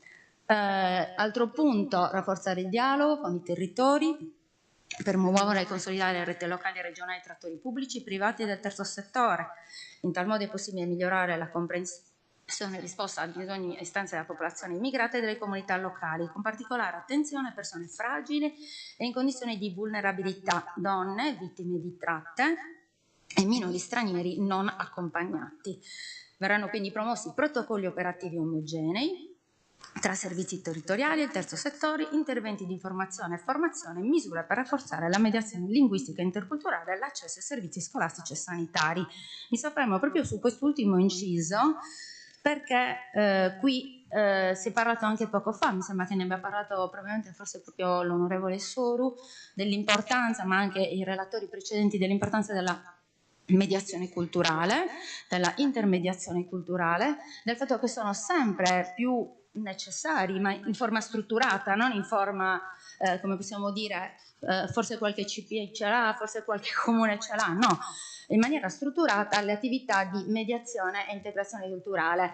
Uno dei bandi di cui vi hanno accennato stamattina è proprio quello, è un avviso che riguarda i servizi di mediazione culturale che l'assessorato intende bandire da qui a fine anno, con uno stanziamento anche non importantissimo ma abbastanza importante, noi riteniamo di 3 milioni di euro, dove proprio si vuole garantire in forma strutturata l'attività dei mediatori culturali all'interno di ogni CP, dando la possibilità quindi ovviamente a persone che necessitano ovviamente di questo servizio di poterne fruire nel momento in cui hanno necessità di essere accompagnati al lavoro, orientati, supportati ovviamente nella ricerca di un'attività, nelle attività che possono guardare non meramente il campo del lavoro, nella gestione di progetti o programmi, ma anche semplicemente, come possiamo dire, dargli la possibilità di capire anche come funziona il nostro sistema, perché oggettivamente non sempre è facile, certe volte non lo è per noi, figuriamo cosa può essere per gli stranieri. Ancora, favorire l'integrazione tra competenze regionali su immigrazione, lavoro, istruzione, salute, giovani e altri settori, anche attraverso la promozione di tavoli interassessoriali. Qui c'è un impegno di costituire un tavolo interassessoriale che segua, quindi ovviamente in virtù di tutte quelle che sono le competenze di cui Regione Sardegna si fa portatore, perché noi ovviamente seguiamo la parte lavoro, la parte formazione, la parte peraltro formazione professionale, ricordiamo ovviamente che poi formazione scolastica viene già seguita da un altro assessorato, quindi l'obiettivo è mettere insieme le competenze dei vari assessorati in un tavolo tecnico, ovviamente avallato dalla parte politica, per fare in modo ovviamente che queste attività possano essere portate avanti. Ancora, questo è un altro punto per noi importantissimo, adottare e rafforzare approccio linguaggio e risorse umane più esplicitamente interculturali e poi disegnare e attuare politiche attive del lavoro, inclusione socio-economico, sviluppo sostenibile, potenziando il ruolo delle agenzie, centri per l'impiego, ancora favorire iniziative per valorizzare competenze, talenti per i cittadini dei paesi terzi, cercando di rimuovere, per quanto di competenza nostra in questo caso, le barriere al riconoscimento dei titoli, accesso ai percorsi di formazione, mercato del lavoro, avvio di impresa, accesso al credito, rafforzando le condizioni per una piena inclusione socio-economica e finanziaria. Anche qui ci tengo a mettere in evidenza un avviso di cui forse ha già accennato sicuramente l'assessore, di cui ha accennato anche il dottor Secchi, un avviso di imminente pubblicazione, contiamo da qui a brevissimo di bandirlo, anche qui c'è una dotazione finanziaria importante di oltre 3 milioni di euro e l'obiettivo qui è la realizzazione di percorsi integrati di inserimento sociolavorativo con erogazione anche di corsi di formazione e di tirocini. Le azioni obbligatorie in questo caso sarebbe l'attivazione, cioè proprio l'attività di individuare i potenziali destinatari di questa attività, la presa in carico, quindi da parte dei CP con tutto l'iter che deve essere posto in essere ovviamente per un percorso guidato, l'orientamento scolastico di secondo livello e poi anche l'individuazione di opportunità occupazionali. Ciò che rileva in questo avviso, che ovviamente contiamo a brevissimo con Marco di mandare in onda, sono anche i servizi complementari, le azioni complementari. Si è parlato di diritto all'abitazione, della difficoltà a trovare ovviamente casa, banalmente. Questo avviso ha anche queste azioni complementari, quindi servizi per l'abitare, servizi di conciliazione, servizi di trasporto. Cioè, ti posso trovare anche un'attività lavorativa, ma te la trovo casomai diversa o lontana dal tuo domicilio, ti garantisco anche la modalità per poter giungere nel luogo in cui ovviamente devi prestare l'attività lavorativa. Ribadisco questi due interventi che vanno a valere sul fondo sociale, quindi utilizzeremo le risorse comunitarie per portare avanti questi interventi, sono appunto di questo qua di immediate adozione.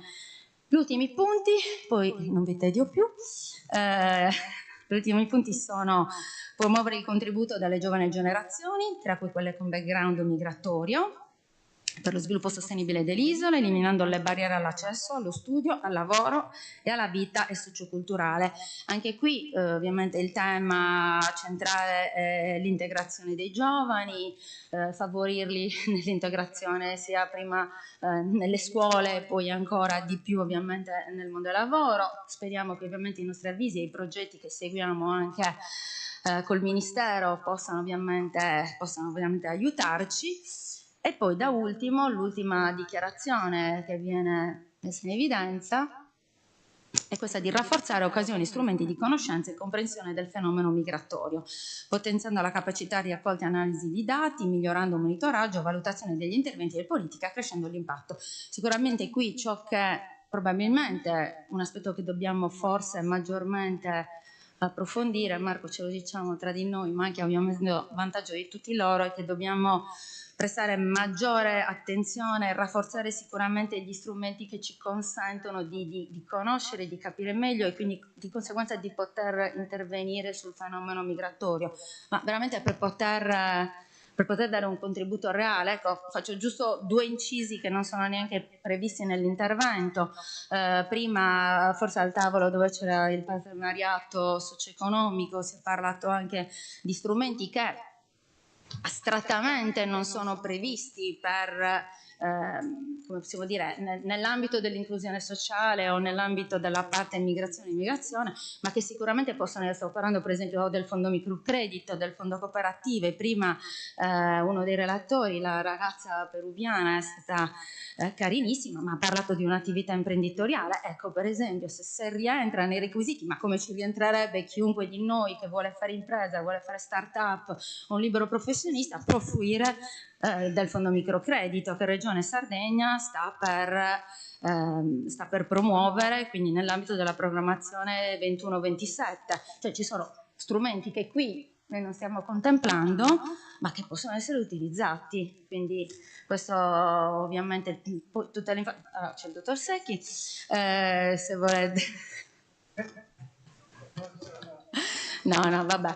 Quindi qualunque cosa ovviamente noi siamo a disposizione, se vi servono anche delle informazioni più precise, in assessorato, i nostri numeri ci sono, le mail, il sito, ovviamente siamo assolutamente a disposizione per tutto quello che possiamo fare per dare un contributo reale. Grazie mille.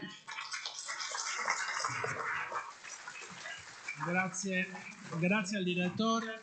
Grazie al direttore, io ricedo velocemente per l'ultimo panel, quindi veramente vi chiedo un po' di cortesia, ma siamo alle battute finali.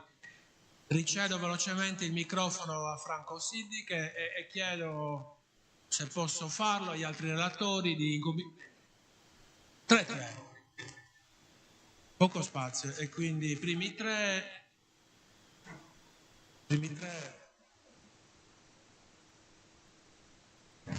Eccoci qua di nuovo, se siete d'accordo, a questo panel abbiamo 6 interlocutori e avendo poco spazio al tavolo, avendomi tutti espresso il desiderio di stare al tavolo anche per la fatica dopo tante ore in questa giornata così calda, inviterei 3 e 3, li metterei insieme per in qualche modo più o meno assonanza di impegno, quindi magari facciamo prima la politica, perché vedo che sono già saliti quelli della politica, quindi metterei subito allora quelli della politica, li hanno già messi, no? Ecco, quindi Ligioi e Arru e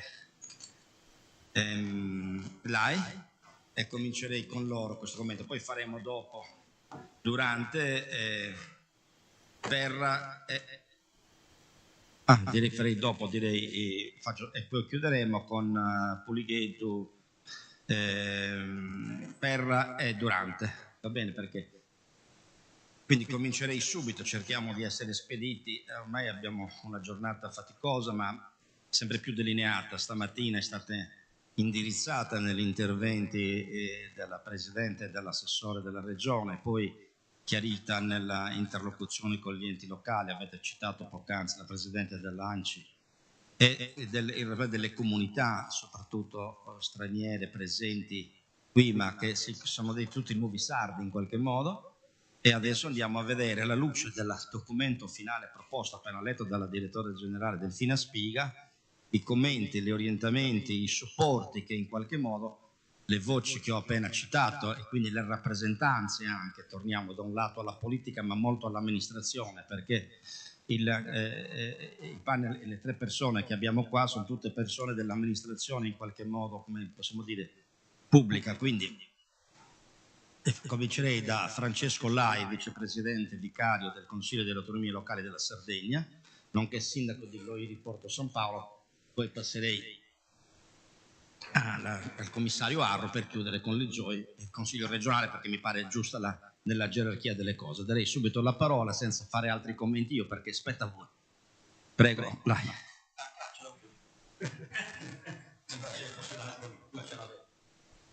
Grazie, intanto colgo l'occasione per ringraziare la Regione Sardegna, l'assessore Manca e tutta la struttura che ha lavorato per l'organizzazione di questo importantissimo evento, soprattutto qua in Gallura, lo dico da sindaco gallurese perché è un onore poter ospitare qua, che è terra da sempre di accoglienza, questo tipo di incontro.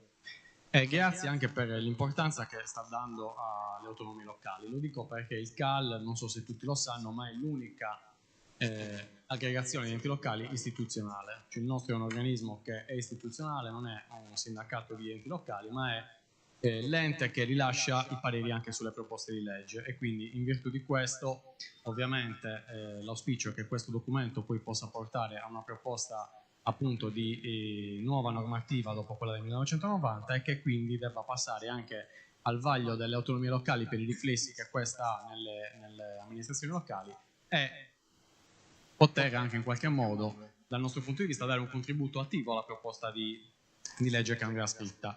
Un contributo che è conscio del percorso che le amministrazioni locali fanno. Gran parte di ciò che è stato detto oggi ha dei riflessi diretti sulle amministrazioni locali, dalla gestione di procedure, gestione di affidamenti, gestione quotidiana dei servizi sociali.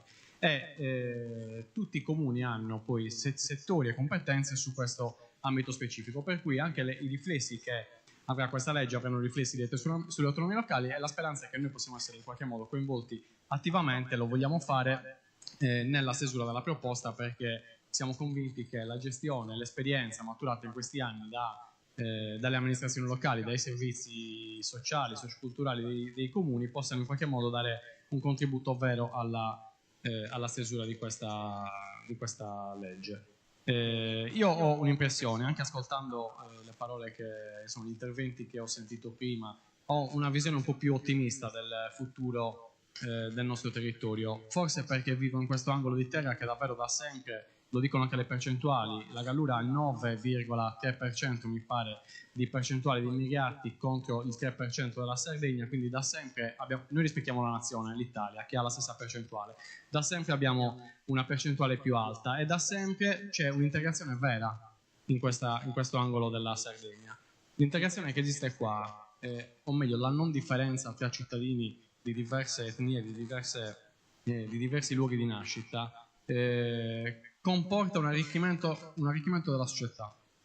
La società gallurese, non lo dico perché voglio fare il gallurista come magari dall'altra parte della regione può essere, ci possono addittare, ma la ricchezza di questo territorio economica deriva anche dalla ricchezza socioculturale di questo territorio, quindi dall'arricchimento che le popolazioni che sono arrivate nel corso di questi anni hanno concesso a questo territorio, sia dal punto di vista lavorativo ma anche socioculturale, quindi un arricchimento che prima è stato culturale, migratorio di diverse esperienze, dopo è stato anche economico, ma senza di loro noi probabilmente non saremmo così ricchi oggi sotto tutti i punti di vista. Quindi questo territorio, dalla parte insomma, che riguarda poi le autonomie locali, i SCAL per conto proprio, possono dare un importante impulso, un importante supporto e spunto alla stesura di questa legge, che mi auguro davvero possa vedere la luce. E voglio ancora una volta ringraziare la Regione e l'Assessorato per questo importante impegno che ha dedicato, che sta dedicando con questa conferenza, e spero che possa essere solo la prima di una lunga serie, perché quella piccola percentuale che oggi ha citato il sindaco Nizzi nel suo intervento non li definisco, una piccola percentuale di cittadini che vede di cattivo occhio il flusso migratorio, non può in qualche modo pensare, ostacolare, non può pensare di contrapporsi a un fenomeno storico che è naturale e che è un arricchimento per le comunità locali. Questa platea di oggi, la stragrande maggioranza delle persone in questo paese sono favorevoli ai flussi migratori perché sanno benissimo quali sono gli arricchimenti e gli impatti sociali positivi che hanno sul territorio. Non possiamo far sì che una piccola parte di quelle persone possano influenzare la carta stampata, i giornalisti e l'opinione pubblica e far credere che la maggior parte del paese sia contro. La maggior parte del paese è questa ed è a favore dell'immigrazione. Grazie Vicepresidente Lai. Cerchiamo di fare il nostro meglio, evidentemente tutti, in un discorso di comprensione, di multiculturalità e di inclusione come sta avvenendo qua. Adesso la parola al dottor Gavino Arro, commissario straordinario della provincia metropolitana Sassari, che credo sia appena partita anche sul piano operativo da giugno, o sbaglio? Quindi ci può dare la visione anche da un punto di vista territoriale vasto. Grazie, ma vi rubo davvero 2 minuti perché la giornata è stata impegnativa e molto è stato detto e anche molto bene, quindi abbiamo sentito esperienze dirette, esperienze degli amministratori, quindi veramente sarò estremamente sintetico nel mio ragionamento. La realtà della città metropolitana di Sassari, cioè la parte nord-est della provincia, dell'ex provincia di Sassari, vive una situazione leggermente diversa e per certi aspetti meno felice di quella che sta vivendo il territorio della Gallura per vari aspetti. Concordo anch'io che una maggiore integrazione con chi è arrivato a Furia ha contribuito anche a questa crescita economica, quindi questo deve servirci anche a noi come territorio del nord-ovest di esempio per capire davvero che dovremmo seguire questo esempio e integrare maggiormente, non che nel sassarese non ci sia integrazione, però probabilmente da un punto di vista lavorativo c'è un atteggiamento meno inclusivo di quello che invece in questo territorio così bello come la Gallura avvede. Quindi questo credo che sia un esempio che dovremmo seguire, tornando all'aspetto della città metropolitana. Io faccio questa riflessione, ma se io mi trovassi da italiano a Londra o a Berlino, da italiano che cerca lavoro lì, farei lo stesso intervento che sto facendo qua? Sicuramente no. Direi esattamente le stesse cose che abbiamo sentito dire dagli amici che arrivano da fuori dal nostro territorio. Questa è la cosa fondamentale. Dobbiamo capire che quello che ci chiedono è esattamente quello che chiediamo noi e che chiederemo noi se ci trovassimo nella stessa posizione. Allora se riusciamo a capire questo approccio che deve essere quello che ci deve guidare, riusciamo a capire che in sostanza ci stanno dicendo quello che diremo noi, quindi le esigenze sono comuni. Oggi ci troviamo da questa parte del tavolo a dire che vorremmo maggiore integrazione, ma i nostri amici italiani, i nostri amici, i nostri parenti si trovano esattamente nella posizione degli amici che abbiamo sentito oggi. Quindi mettiamocelo bene in testa che il problema è unico e che lo dobbiamo affrontare in questa maniera, cioè capire che non è un problema di chi arriva qua in Italia, ma è un problema un pochino di tutti. E quindi se riusciamo a entrare in questa mentalità, in questa logica, io sono sicuro che troveremo delle soluzioni molto migliori per accogliere e per integrare come deve essere gli amici che semplicemente non sono nati in Italia, ma sono nati in Italia come noi italiani molto spesso andiamo fuori a cercare occupazione, a cercare una vita migliore. Grazie. Mi apporto il microfono, onorevole Liggio, glielo restituirò subito al Presidente della Commissione, diciamo in maniera molto pratica, trasporti, mobilità, assetto del territorio. Siamo abituati a dire urbanistica, siamo abituati a dire anziché una serie di altre cose. La denominazione della Commissione è molto vasta e ci aiuta per quel ragionamento contenuto anche nella proposta di documento finale di cabina di regia necessaria per affrontare, regionale, per affrontare in maniera interdisciplinare, anche interassessoriale in qualche modo, ma con una regia definita, le problematiche e le soluzioni prospettate per migliorare le condizioni di queste politiche attive per l'integrazione, l'inclusione, lo sviluppo. E quindi per lui c'è un discorso di non poco conto evidentemente da fare, perché si tratta di cominciare ad avviare anche a livello di Consiglio regionale evidentemente un processo legislativo che favorisca questa integrazione di competenze. A lei, onorevole. Tra l'altro lui gioca due volte in casa, gioca in casa per queste materie, ma gioca in casa perché è di Olbia, giusto? Orgogliosamente. Buonasera a tutti, grazie veramente per queste 2 intense giornate. Io ho partecipato anche ieri pomeriggio per immergermi in questo tema che sento molto mio, anche perché ho una moglie che è argentina, quindi ha attraversato anche lì un iter. Al di là di tutto io vorrei partire da una frase che è attribuita a Martin Luther King, che è uno che di inclusione forse... Allora, vorrei partire con una frase che è attribuita a Martin Luther King, che è uno che forse di inclusione 2 righe se ne intendeva. Questa frase dice che un giorno la povera bussò alla porta e il coraggio andò ad aprire e non trovò nessuno.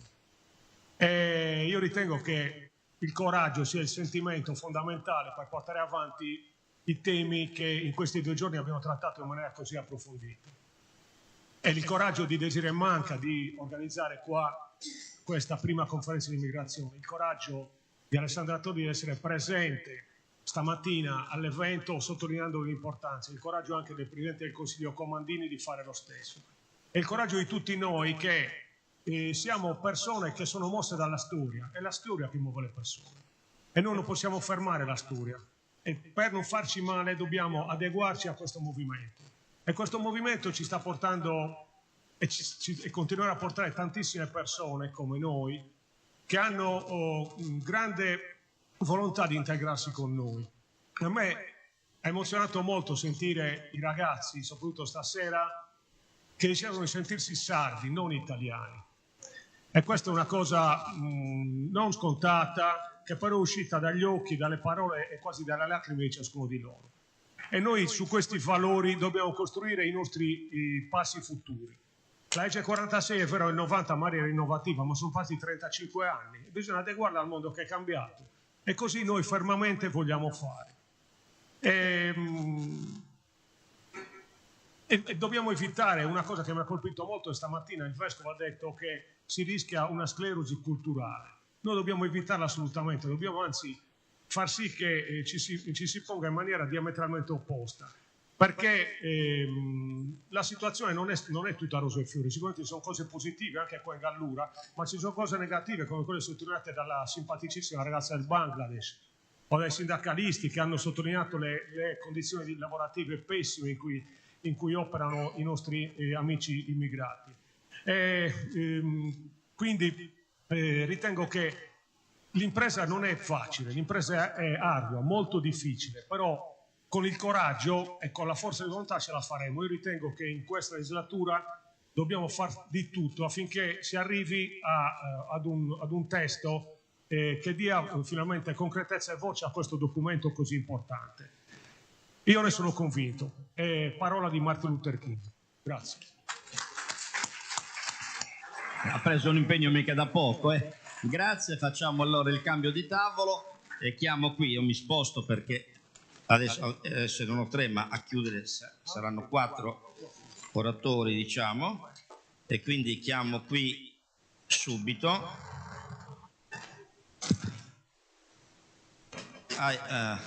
Avo Guie, imprenditore senegalese, Margherita Sabrina Perro, Università di Studi di Cagliari, Carla Puligheddu, garante per l'adolescenza e l'infanzia, e il segretario della CGIL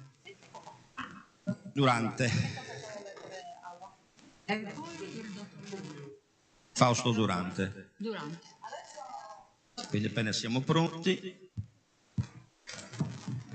seguirei l'ordine più o meno che abbiamo nel volantino, salvo un punto che Durante, che sarebbe dovuto intervenire nella precedente tavola rotonda, diciamo, prima così, non poteva esserci, interviene adesso, e quindi per natura del ruolo e della funzione che svolge lo farei parlare per ultimo e comincerei invece dalla garante per la regionale per l'adolescenza e l'infanzia, che sicuramente si sarà sentita chiamata in causa da molti interventi, soprattutto di stamattina, ma anche forse con qualche elemento di fiducia in più dalla proposta di documento. Prego.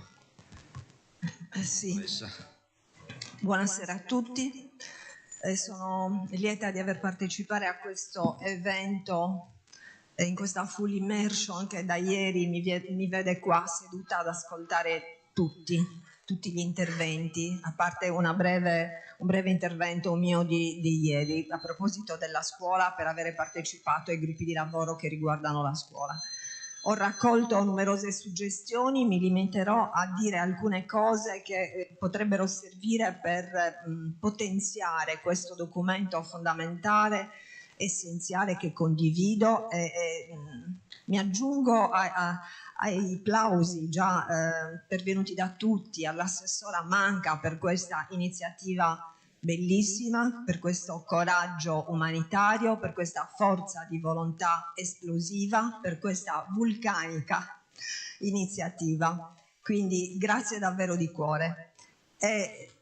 Posso però dire una cosa, che l'infanzia e l'adolescenza sono in genere marginali in tutte le discussioni, e anche in questa discussione risulta marginale, perché, come ha suggerito Felix, il componente della consulta per l'immigrazione, dice fatevi megafono di chi non ha voce, e io voglio essere megafono dei minori stranieri non accompagnati, di coloro che, pochissimi in Sardegna, sono meno di 200, non godono della tutela prevista dalla legge.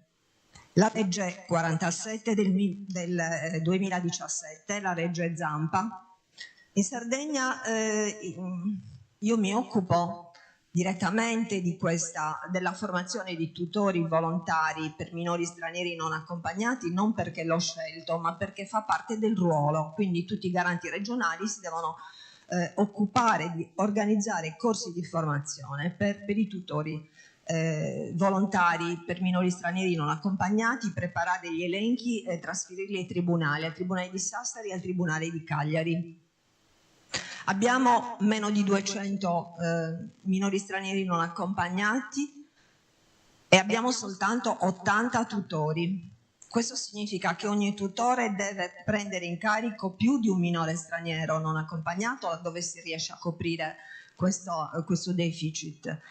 Significa doversi spostare nel nostro territorio. Voi sapete benissimo che il nostro territorio non ha autostrade per spostarsi, che le strutture sono anche poche, e dunque essendo un ruolo di volontariato, anche sostenere costi, impegno non indifferenti. Quindi ci ha aperto un bando, il secondo bando dal 2024, per organizzare un nuovo corso in attesa di avere la disponibilità di almeno 25 persone, perché quando si organizza il corso sono 3 giorni di impegno dove si coinvolgono una serie di esperti, di persone di istituzioni, di coloro che devono partecipare a questa formazione, e quindi mobilitare un mondo per pochi risulta un po' così uno spreco quasi, no? Però ora lo faremo senz'altro. Però io dico che da questo evento così importante, dove la sensibilità dei sardi sembra veramente tanta, sarebbe meraviglioso se arrivassero un centinaio di richieste per partecipare al corso di formazione per diventare tutrici o tutori volontari di minori stranieri non accompagnati, che non significa portarseli a casa, perché in questo caso si tratterebbe di affido, e questo sarebbe meraviglioso perché la legge 184 lo prevede.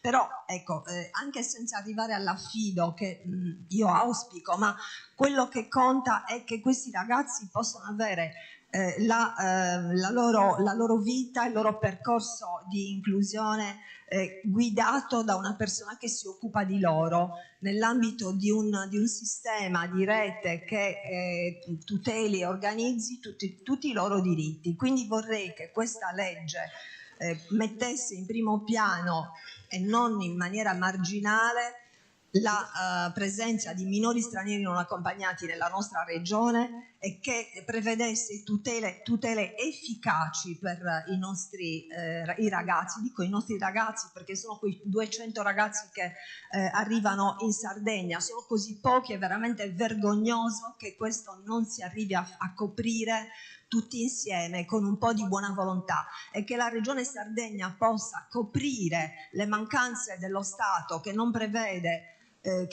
nessun tipo di tutela anche per i tutori, quindi che i nostri tutori possano godere eventualmente di protezione, di tutele da parte della Regione Sardegna. E questo sarebbe un grande traguardo, e vorrei dire una aspettativa che io mi pongo davanti a questa grande volontà e davanti a questo grande impegno. E inoltre l'assessora Manca e il documento stesso prevedono anche la possibilità di avere un ruolo di coordinamento nella cabina di regia dell'immigrazione. Allora, in Sardegna il tavolo regionale di coordinamento attualmente, da quando io ricopro questo ruolo, ma da sempre praticamente, è affidato alla prefettura di Cagliari, che in 3 anni l'ha convocato una volta. Allora, mi pongo anche la domanda che ha fatto stamattina Daniela Falconi: da dove si incomincia a fare integrazione? Ma si fa inclusione e integrazione. Lei ha fatto tutto un elenco, gli uffici, la scuola, eccetera, eccetera, eccetera, eccetera. E io dico, bisogna, se davvero vogliamo fare inclusione, se davvero vogliamo accogliere i minori che arrivano, perché ricordatevi che gli sbarchi sono di nuovo ricominciati, ci sono tutta una serie di sbarchi di quelli che arrivano con i barchini e con i gommoni, perché tra ieri e oggi, ieri ne sono arrivati 60, la dottoressa Pirodi mi ha detto io non posso venire domani perché devo andare a fare queste verifiche di questi 60 arrivi, ma ne sono arrivati durante la notte. A Baunei 13 uomini di etnia curda, Teulada 10, a Sarroc 12, Portopino 18, Pula, Calaverde 2 gruppi, i numeri non ci sono, Villa Simius con Gommone, Sant'Antioco Maladroja 16 più una donna, ci sono 5 donne. Ecco, in mezzo a questi ci possono essere anche minori. Allora, questi minori che vengono mandati nei CAS dove ci sono anche gli adulti, ma purtroppo, l'ho già segnalato ieri, oggi lo ribadisco perché ci sono i vertici dell'assessorato, ci sono dei CAS aperti per i minori stranieri non accompagnati, dove chi gestisce riceve finanziamenti che corrispondono a circa 60 euro per ragazzo che viene accolto lì, dove c'è uno stato di indigenza che sta arrivando nel mio ufficio diverse segnalazioni che indicano una situazione di indigenza addirittura di ragazzi che non vengono alimentati in maniera adeguata e sono adolescenti, non hanno da mangiare, dal punto di vista igienico-sanitario la situazione è molto precaria, non vengono seguiti con il percorso che è previsto per questi CAS, che sono centri di accoglienza straordinaria, perché non esistono strutture adeguate per accogliere i minori, strutture dove ci sono progetti educativi, formativi e integrativi, non sono abbastanza adeguati per accoglierli tutti e quindi si mandano in questi CAS dove la situazione è questa. Allora io invito l'assessora Manca e il presidente della commissione, onorevole Ligioi, di prevedere visite, ispezioni e monitoraggio di queste strutture per capire che cosa ne fanno dei soldi che ricevono e perché questi ragazzi non godono dei benefici. E io voglio venire con voi quando andrete a visitare quelle dove ci sono i minori. E da qui voglio partire e l'assessora Manca è arrivata adesso, mi dispiace non aver sentito quello che ho detto, ma le verrà riferito. E quindi mi fermo qua perché credo che due aspettative importanti da questo evento, che sono sicura l'assessora prenderà in carico. Grazie.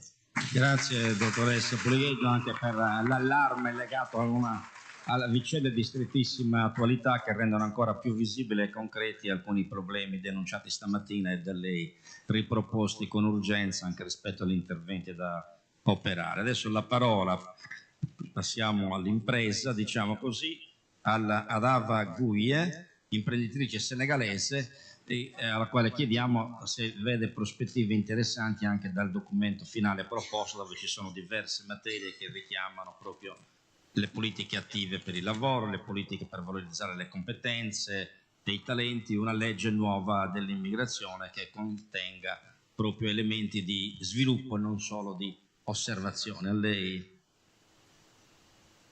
Ava. Sì, Awa. Buon pomeriggio a tutti.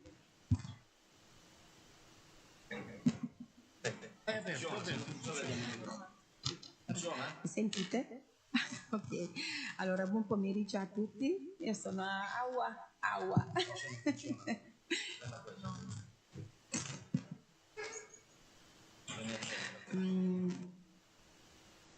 Buon pomeriggio a tutti, io sono Awa Gueye, adesso ve lo dico perché.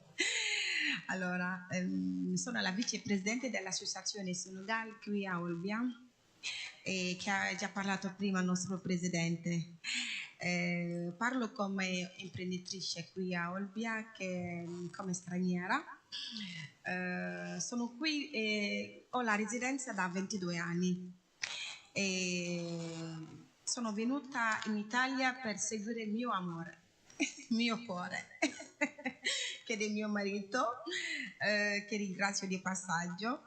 E quando sono arrivata qui ero ragazzina, diciamo, perché avevo 22 anni, quindi sapevo solo studiare e basta. Ho trovato un uomo che veramente lavoratore, scusate, e l'ho trovato che lavorava come dipendente a una carrozzeria. E da lì mi sono informata, sono andata a fare lo studio per imparare la lingua italiana, perché con la barriera di lingua non puoi fare assolutamente niente. E da lì mi sono venuta l'idea di creare un'impresa, perché vedendo che lui è stato all'epoca un bravo carrozziere, gli ho detto come mai, perché non possiamo aprire un'azienda conto nostro? E da lì è partito tutto. L'azienda adesso ha 13 anni di esistenza, dove mi sono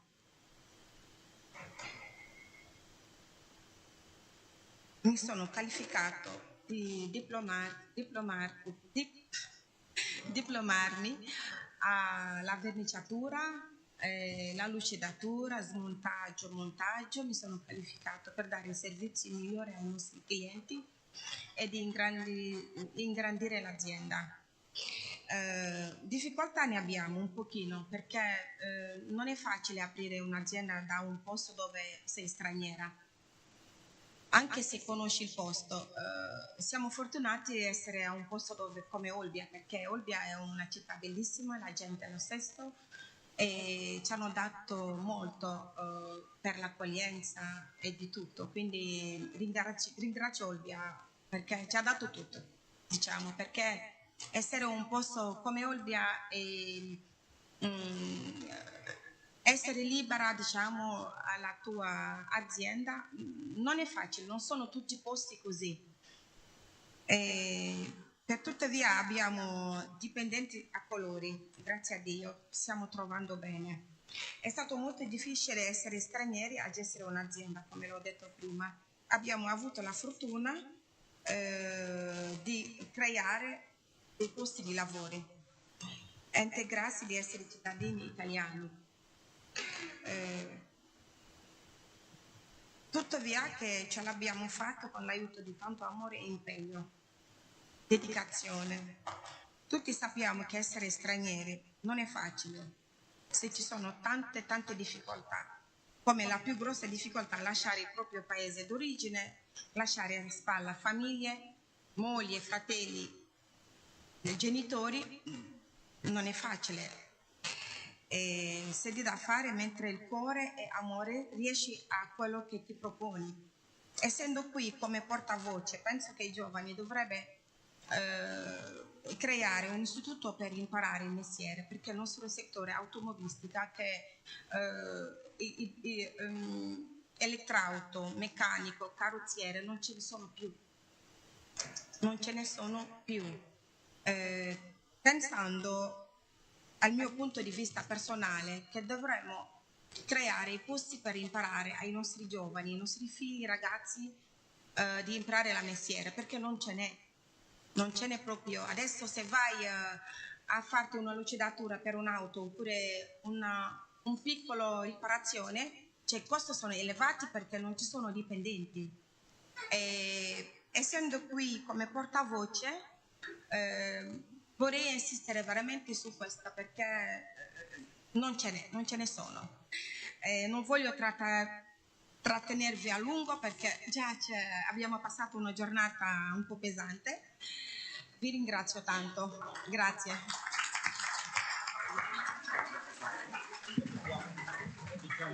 Se non funziona, ecco, allora passiamo subito. Grazie per questa esperienza in diretta di imprenditorialità autoformatasi, diciamo così, sul campo, che si misura con la burocrazia, si misura con le leggi, con le norme italiane, poi si misura anche con quel titolo che appartiene oggi anche in molte ricerche rilanciate anche dalla stampa, che su certe professioni è difficile trovare le professionalità, le competenze, quindi che bisogna crearle, che richiama con questo proprio anche altre questioni della formazione professionale e altro, e mi pare che anche il documento tenga un po' conto di questa esigenza. Forse questa sottolineatura concreta aiuta anche a sentire adesso l'intervento dell'Accademia, cioè dell'Università degli Studi di Cagliari, nella persona della professoressa Margherita Sabrina Perra, professoressa associata di sociologia dei processi economici e del lavoro, che probabilmente da questa giornata e anche da questo intervento ha tratto materiale, diciamo così, diretto proprio per sviluppare le sue analisi. Grazie per quanto ci farà sapere e ci vorrà far osservare. Grazie a voi. Innanzitutto consentitemi di spendere soltanto 10 secondi per portare i saluti del magnifico rettore, che non ha potuto essere presente e quindi sono delegata, e chiaramente inizio dicendo che l'università, e parlo ovviamente anche per l'Ateneo di Sassari, ma certamente per il mio, che mi onoro di rappresentare, c'è. Quindi chiaramente noi siamo una comunità che accoglie, la nostra comunità scientifica è una comunità internazionale per definizione, quindi per noi come dire, avere Noi abbiamo colleghi, poi possono venire da ogni parte del mondo, e questo è anche il nostro atteggiamento di grande accoglienza che riceviamo nella mobilità internazionale. Quindi per noi è una sede privilegiata e l'università si sta impegnando fortemente nell'internazionalizzazione, perché i ragazzi che stiamo accogliendo nei vari percorsi, io non ho qui il tempo ovviamente di descrivere nulla, ma l'Ateneo siamo a disposizione come docenti evidentemente e come amministrativi per fornire tutti i dettagli, ma noi accogliamo già sia studenti che, come la studentessa che avete incontrato prima, hanno scelto di venire in Sardegna, hanno scelto un nostro Ateneo, e vorrei far notare che i ragazzi che noi accogliamo provengono dagli stessi paesi da cui provengono i migranti che si muovono anche con la migrazione che ci raccontava prima la Garante. Quindi evidentemente questo è un segnale, cioè non è una mobilità casuale, c'è una mobilità che può interessare gruppi sociali anche più favoriti nei paesi di origine, che possono arrivare e conseguire, eventualmente iscriversi e conseguire il titolo terziario, e questi però sono rappresentanti ed esponenti anche per i più giovani che non hanno la medesima fortuna. Quindi quello che noi facciamo nei programmi è anche questo, di fare in modo che chi passa nel percorso formativo nostro poi diventi un attore quando torna nel paese di origine o se si ferma in Sardegna o in un altro paese europeo. Questo, diciamo, fra i compiti abbiamo numerosi programmi internazionali e li abbiamo anche nella prospettiva di accogliere studenti che provengono da paesi dove ci sono gravi situazioni di conflitto, ma ho lo strumento del corridoio, ma questa è una via eccezionale, cioè noi non ne possiamo accogliere evidentemente quanti vorremmo, non lo potremmo neanche fare, ecco, possiamo diventare agenzie di questo tipo, per quanto poi lavoriamo anche per favorire questo tipo di avvicinamento attraverso la comunità scientifica. Circa invece il documento, rubo davvero pochi minuti perché spero che ci sia l'occasione di evidentemente confrontarci ancora più nel dettaglio, evidentemente anche in occasione dell'elaborazione della legge regionale, di cui c'è gran bisogno, però credo che questo documento sintetizzi finalmente un orientamento che l'amministrazione regionale sta assumendo, ovvero quella di assumere pienamente la responsabilità della gestione politica delle crisi che riguardano questa regione. Il problema del lavoro, il problema della istruzione, il problema della formazione, il problema dell'housing riguardano tutte le persone presenti in questa regione o molte di queste, e chiaramente i gruppi più vulnerabili, quindi certamente le persone migranti, ma evidentemente non solo, sono più esposte a quella che noi chiamiamo appunto una situazione di multirischio. Chi è povero ha più a rischio di non avere un'abitazione, probabilmente non ha un lavoro, non lo ha mai avuto e certamente non ha appunto una formazione. Peraltro la qualità del lavoro che si produce in questa regione è una qualità molto modesta, ma non ci sono professioni di serie A o di serie B, si sbaglia fortemente quando si pensa così, sono proprio le competenze professionali che sono oggi molto più ampie di quelle che noi siamo portati a credere, cioè non basta saper fare qualcosa tecnicamente, bisogna saper stare in un'organizzazione di lavoro, bisogna saper esigere, poi ne parlerà meglio di me evidentemente le parti sociali, ma esigere anche la propria condizione di cittadinanza del lavoro, che sono due condizioni diverse, perché nel momento in cui io sto in una organizzazione, in un rapporto di lavoro, maturo dei diritti, quella che un tempo chiamavamo la cittadinanza del lavoro. Quindi su questi temi mi sembra che ci siano dei punti positivi. Primo, l'idea della coprogettazione e dell'interoperabilità tra le amministrazioni,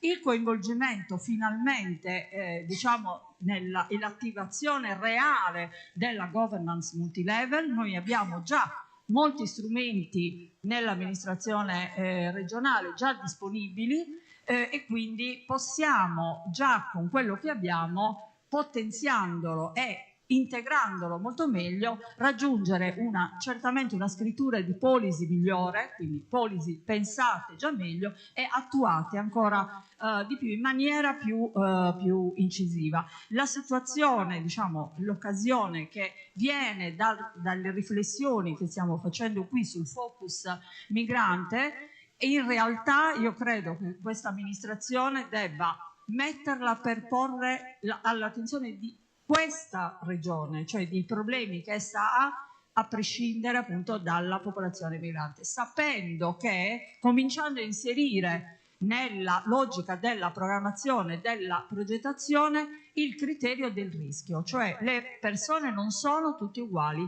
i rischi che debbono fronteggiare sono diversi, ma noi questi rischi li possiamo calcolare.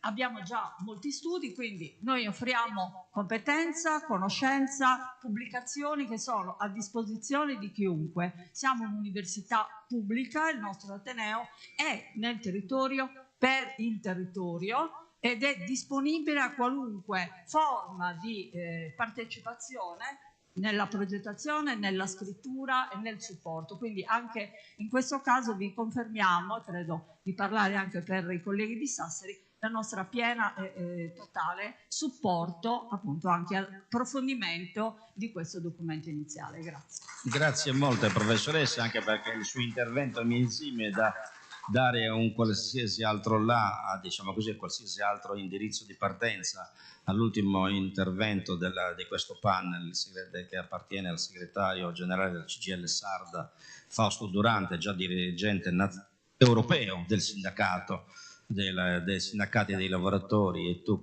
in inglese o CESI in francese, Confederazione Europea dei Sindacati, e che quindi mi pare sia quantomeno la persona adatta proprio per riprendere anche i temi che lei ha introdotto, che hanno già fatto parte in parte del panel conclusivo della mattinata. Cittadinanza del lavoro mi pare sia il concetto fondamentale, dignità del lavoro, dignità delle professioni, competenze, formazione, cittadinanza.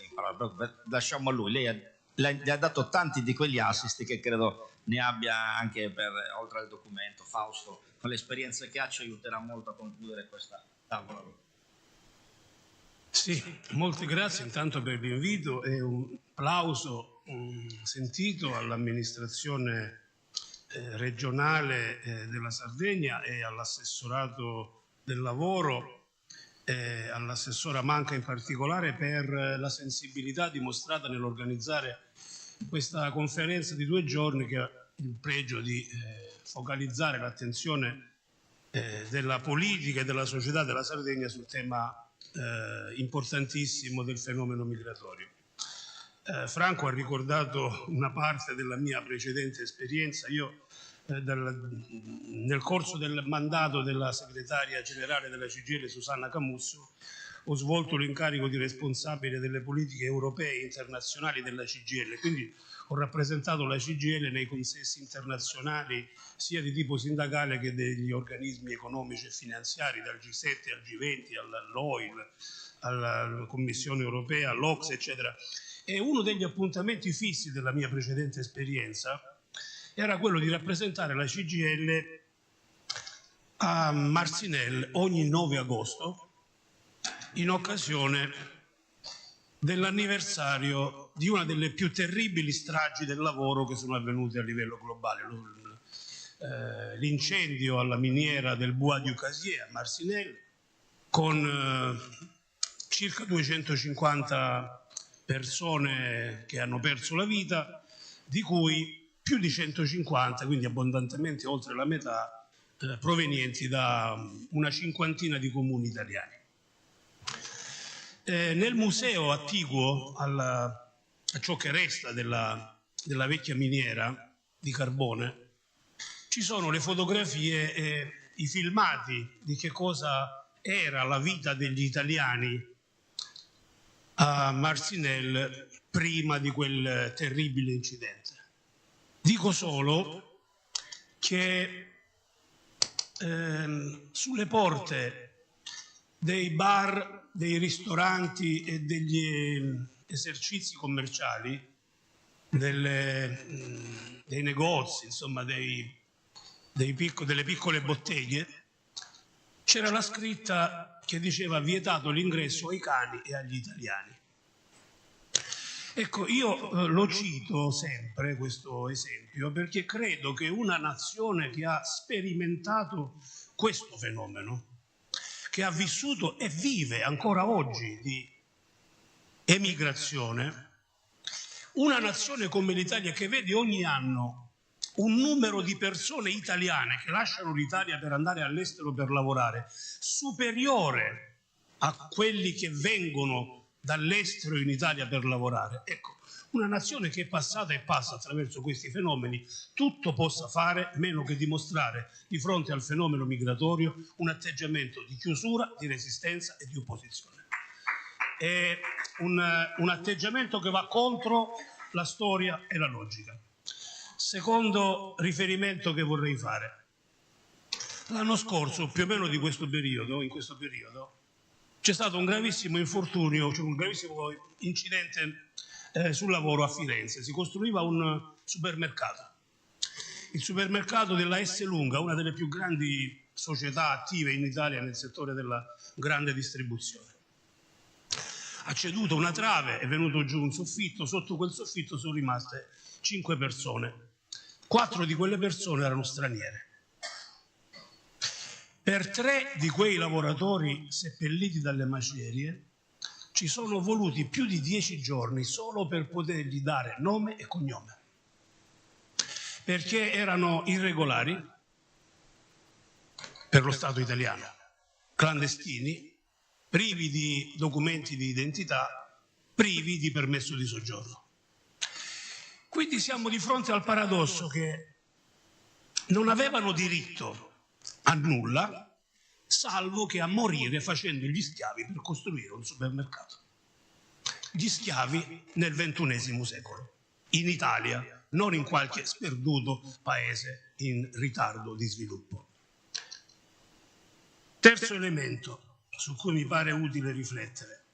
Mentre c'è una parte del paese che continua a rimanere attardata in visioni ottocentesche delle dinamiche sociali, oggi, 4 luglio 2025, in diverse categorie di lavoratori attivi, il numero degli stranieri regolari, regolarmente registrati, è superiore ai lavoratori italiani. Stamattina io sono arrivato in ritardo perché ho dovuto partecipare a un'importante riunione del nostro sindacato, della nostra federazione della CGIL dei lavoratori edili, i quali hanno un sistema in Italia di calcolo preciso della manodopera e delle maestranze, perché avviene attraverso il lavoro delle cosiddette casse edili. In Italia più della metà dei muratori, dei manovali, delle persone che costruiscono case, negozi, edifici, scuole, ospedali o che fanno la manutenzione di strade, ponti, viadotti, eccetera, sono cittadini stranieri, non italiani. Senza quei cittadini, buona parte del lavoro che serve per mantenere in piedi l'infrastruttura materiale di questo paese non potrebbe essere effettuato. Così come non so in quanti, se non avessimo l'apporto di questi lavoratori che vengono a lavorare in Italia, non so in quanti cittadini italiani potrebbero gustare ogni giorno il prosciutto di Parma o il San Daniele, le cui produzioni sono in larga misura effettuate da lavoratori stranieri. Non so quanti avrebbero il piacere di assaggiare i pomodori dell'agro campano o le mozzarelle di bufala, o la frutta che si produce nella piana di Latina, dove regolarmente lavorano braccia e gambe e ovviamente anche cervelli che provengono dal Pakistan, dal Bangladesh, dall'India e che purtroppo spesso fanno la fine di Satnam Singh, un giovane bracciante del Bangladesh che lavorando non nel Bangladesh ma in provincia di Latina ha avuto un braccio staccato da un macchinario e il datore di lavoro, mi ostino a chiamarlo datore di lavoro per quanto la parola più appropriata sarebbe delinquente schiavista, che lo aveva ingaggiato, di fronte a quella tragedia ha pensato bene di prendere il braccio staccato dal corpo di quella povera persona, metterlo in una cassetta della frutta, caricare braccio e persona sul camion e scaricarli buttandoli per terra davanti alla baracca dove questa persona viveva con la sua compagna. Il braccio di un essere umano dentro una cassetta della frutta, uno scarto di lavorazione, uno scarto che si è insinuato nel processo dell'economia reale, come denunciò a suo tempo Papa Francesco. E non so quanti potrebbero mangiare il parmigiano, bere il prosecco, gustare le mele del Trentino, tutte attività che senza il lavoro degli immigrati noi difficilmente riusciremmo a garantire per le produzioni e l'economia di questo Paese. Ecco, detto tutto ciò, vorrei concludere con un segnale di speranza, o almeno quello che a me tale pare. Qualche giorno fa si è votato per il referendum, purtroppo il quorum non è stato raggiunto e quindi le leggi che ci si proponeva di abrogare sono rimaste invariate. Tra queste la legge che, guardate, c'è stata una grande strumentalizzazione mediatica di quel referendum. Non era il referendum per dire sì o no all'immigrazione, e non era il referendum per dire sì o no alla cittadinanza italiana dopo 5 anni, era il referendum che permetteva, se fosse stato raggiunto il quorum e sì avessero vinto, alle persone che regolarmente risiedono in questo Paese, che regolarmente possono dichiarare di avere un posto di lavoro, di avere una casa di residenza, di essere in regola con le tasse, di essere bravi cittadini, come tanti italiani ormai non sono più, visti i livelli intollerabili di evasione fiscale che c'è nel nostro Paese. E solo avendo dimostrato tutto questo per un periodo almeno pari a 5 anni, questa era la proposta, avrebbero maturato il diritto ad avanzare la domanda di ottenimento della cittadinanza italiana. Bene, questo referendum, diciamo, a livello globale è stato quello nel quale il numero di sì è stato il più basso.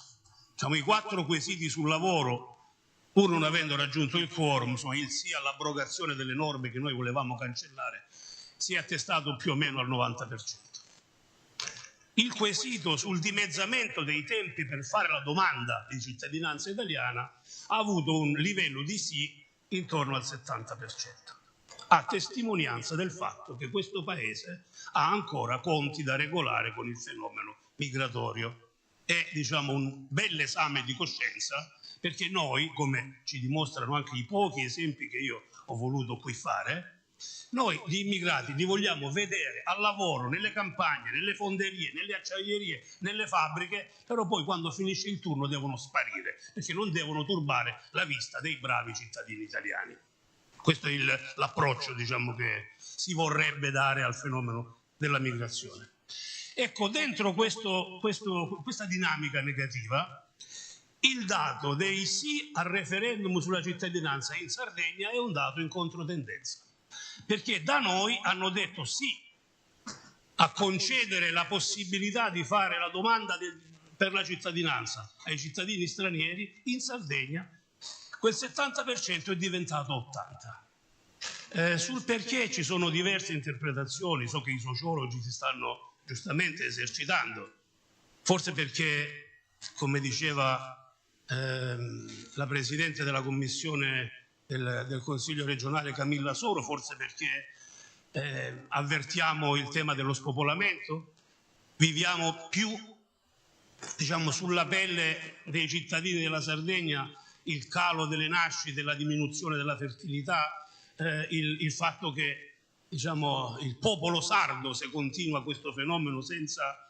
porre qualche rimedio, diciamo così, nel giro di alcuni decenni, rischia di andare verso un sostanziale dimezzamento dei suoi numeri. Forse perché abbiamo una sensibilità particolarmente attenta rispetto ai fenomeni del disagio delle aree interne, di quelle parti della regione che vedono lo Stato sempre più evaporare e non assicurare più servizi, un bancomat, una caserma dei carabinieri, un ufficio postale, un ambulatorio medico per le ricette. E forse per questo che c'è una sensibilità maggiore e l'attenzione verso il fenomeno migratorio è più alta. Però in ogni caso ci dice che c'è speranza e che dalla Sardegna per una volta è venuto un messaggio positivo in controtendenza rispetto a spinte e umori negativi di carattere nazionale. E io penso che su questa speranza chi governa oggi la Sardegna abbia il compito e il dovere, spero considerato positivamente, di intervenire. Grazie.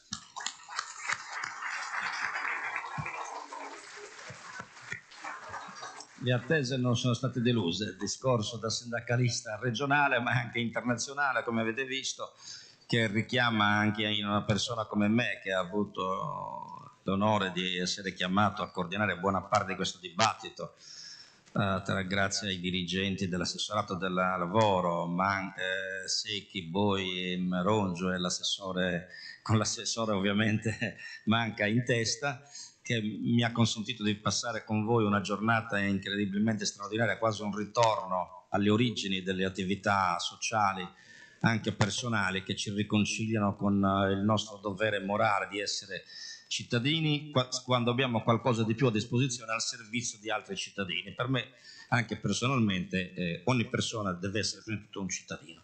E mi pare che sia questo il messaggio principale che viene fuori dalla giornata e anche dagli obiettivi pubblici. Poi bisogna vedere come verranno tradotti dalla politica, dalle istituzioni eccetera, ma abbiamo visto quanta ansia ci sia di realizzare cose buone per la comunità in un mondo che cambia, in un mondo che vede confrontarsi le diversità, che deve affrontare continuamente nuove sfide, che a volte cerca di buttare, come diceva il segretario Durante, lo sguardo dall'altra parte, quasi dimenticando cosa succedeva ai nostri lavoratori negli anni 60, anche 70, ma anche 50, ma anche prima, ma soprattutto io che sono nato più o meno in quella fascia lì, vedere gli immigranti del paese che andavano in Germania o in Svizzera, si pensava che andavano a trovare le ricchezze, magari tornavano a casa con un gruzzoletto, ma vivevano al freddo e al gelo nelle baracche, non avevano il coraggio quasi di dirlo ai familiari perché li avrebbero magari trattati male.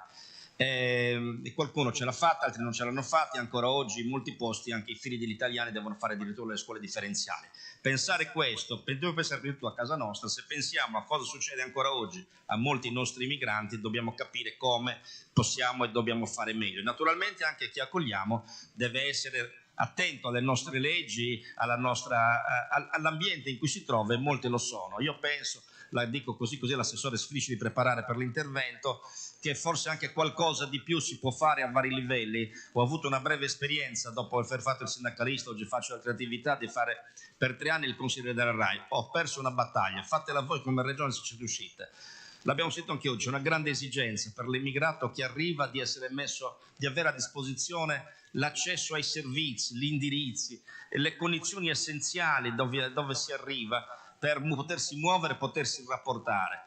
Chi arriva oggi in Italia, anche quando arriva col barchino, arriva quasi sempre col telefonino e col collegamento a internet, è già smart, quasi tutti. Se ci fosse un'app che in termini plurilingue le indica dov'è il comune, dov'è il centro di assistenza, come si fa per avere un documento, almeno le cose di prima emergenza, forse li aiuteremo. Secondo me lo poteva fare la RAI, che non è che deve fare la regione, devono fare strumenti più alti, ma se non lo fanno, se possiamo fare un pezzettino in più anche noi facciamolo. Prego assessore, a lei. Vuole che restate qua, l'assessore vuole che restate qua. Lei ama le persone che... Ok, no, state pure comodi. Io chiedo scusa, sto cercando di intervenire in giunta, quindi abbiamo una giunta straordinaria e quindi avete visto che mi spostavo, tornavo, ma perché ho la giunta, quindi vi chiedo scusa, cercherò di stringere il più possibile, ma non potevo non chiudere queste 2 giornate di grande, grande lavoro. Io all'inizio del mio discorso ho ringraziato tutti, ho ringraziato i miei collaboratori, ho ringraziato gli uffici, ho ringraziato, guardate, credo di non essermi dimenticata nessuno. Io vorrei qua a fianco a me Ignazio. Ignazio è il mio collaboratore che si occupa insieme a Marco di gestire proprio il settore dell'immigrazione e dell'immigrazione. Ignazio, vieni a fianco a me perché tu rimani sempre un po' come dire, riparato, no? Invece adesso ti vogliamo a fianco perché chiedo umilmente scusa per la schiena, le spalle. Che dire di queste 2 giornate? Io ieri non c'ero, ma mi è stato raccontato il grande lavoro che è stato fatto, il documento che è stato letto poco fa anche dalla direttrice generale è veramente la rappresentazione del grande lavoro che è stato portato avanti in questi 2 giorni. Vi devo dire sì. È vero, per portare a volte alcuni argomenti ci vuole molto coraggio, ci vuole coraggio anche ad ascoltare alcuni commenti che sono già usciti, che sono stati già ripresi, a leggere alcuni commenti che sono stati già scritti sulla realizzazione di questa conferenza. Ci vuole coraggio a leggere alcuni commenti, ma soprattutto questa è la testimonianza che c'è un grandissimo lavoro da fare, soprattutto a livello culturale. A me hanno insegnato fin da piccola, Ignazio, che tutti noi abbiamo 2 occhi, una bocca, 2 gambe, 2 braccia e un corpo. A me hanno insegnato che il mio colore della pelle è uguale a tutti gli altri, anche se è più chiara o anche se dovesse essere più scura. A me hanno insegnato che amare il mio Dio non è superiore a un'altra persona che ama un altro Dio. A me hanno insegnato che i valori fondamentali, quali l'umanità, l'amore, la pace, la fratellanza e l'uguaglianza, non hanno né colore, né razza e né religione. A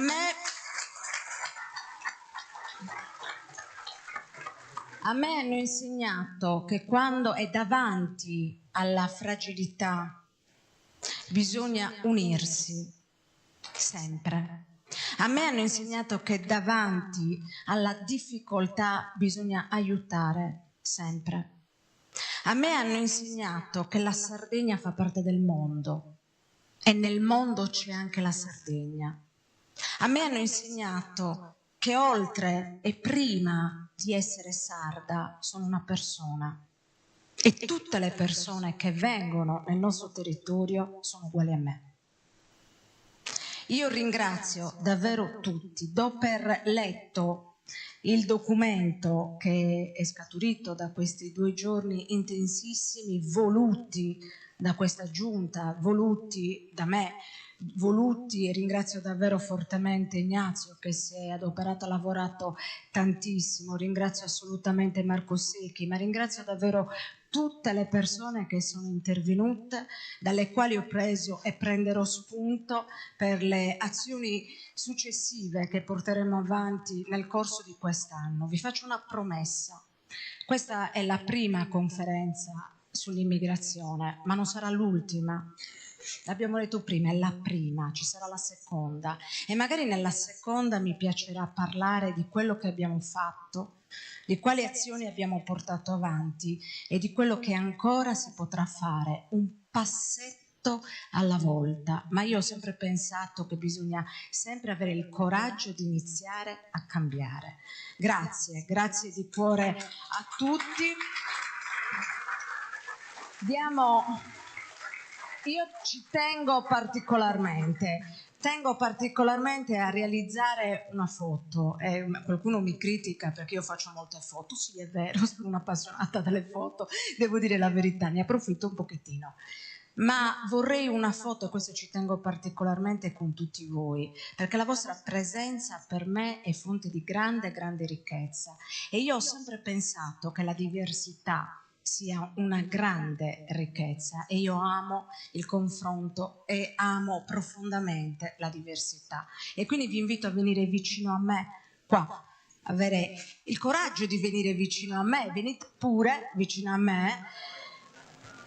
Ci vuole coraggio in tutte le scelte della vita, ci vuole coraggio. Io ci tengo particolarmente ad avervi a fianco in questa giornata speciale, in questa, Marco, Roberto, qua, Gavino. Allora io propongo i lunghi, tutti dietro e noi ci mettiamo davanti, i piccoli come me, tutti davanti, i piccolissimi devono stare proprio davanti, però davvero io ci tengo particolarmente. Grazie, io vi voglio vicino, vi voglio davvero vicino, e lo so che questo era...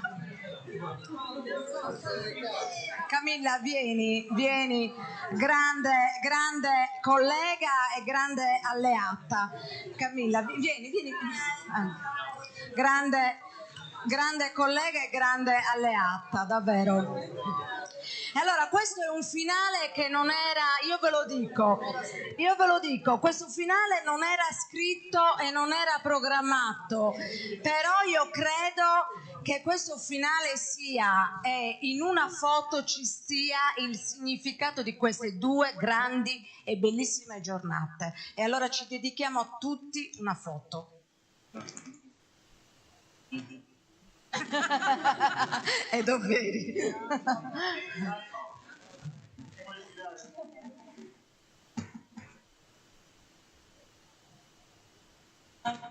Perfetto, grazie a tutti, ci vediamo il prossimo anno, grazie di cuore, magari lo faccio un po' più avanti, a settembre lo faremo, grazie.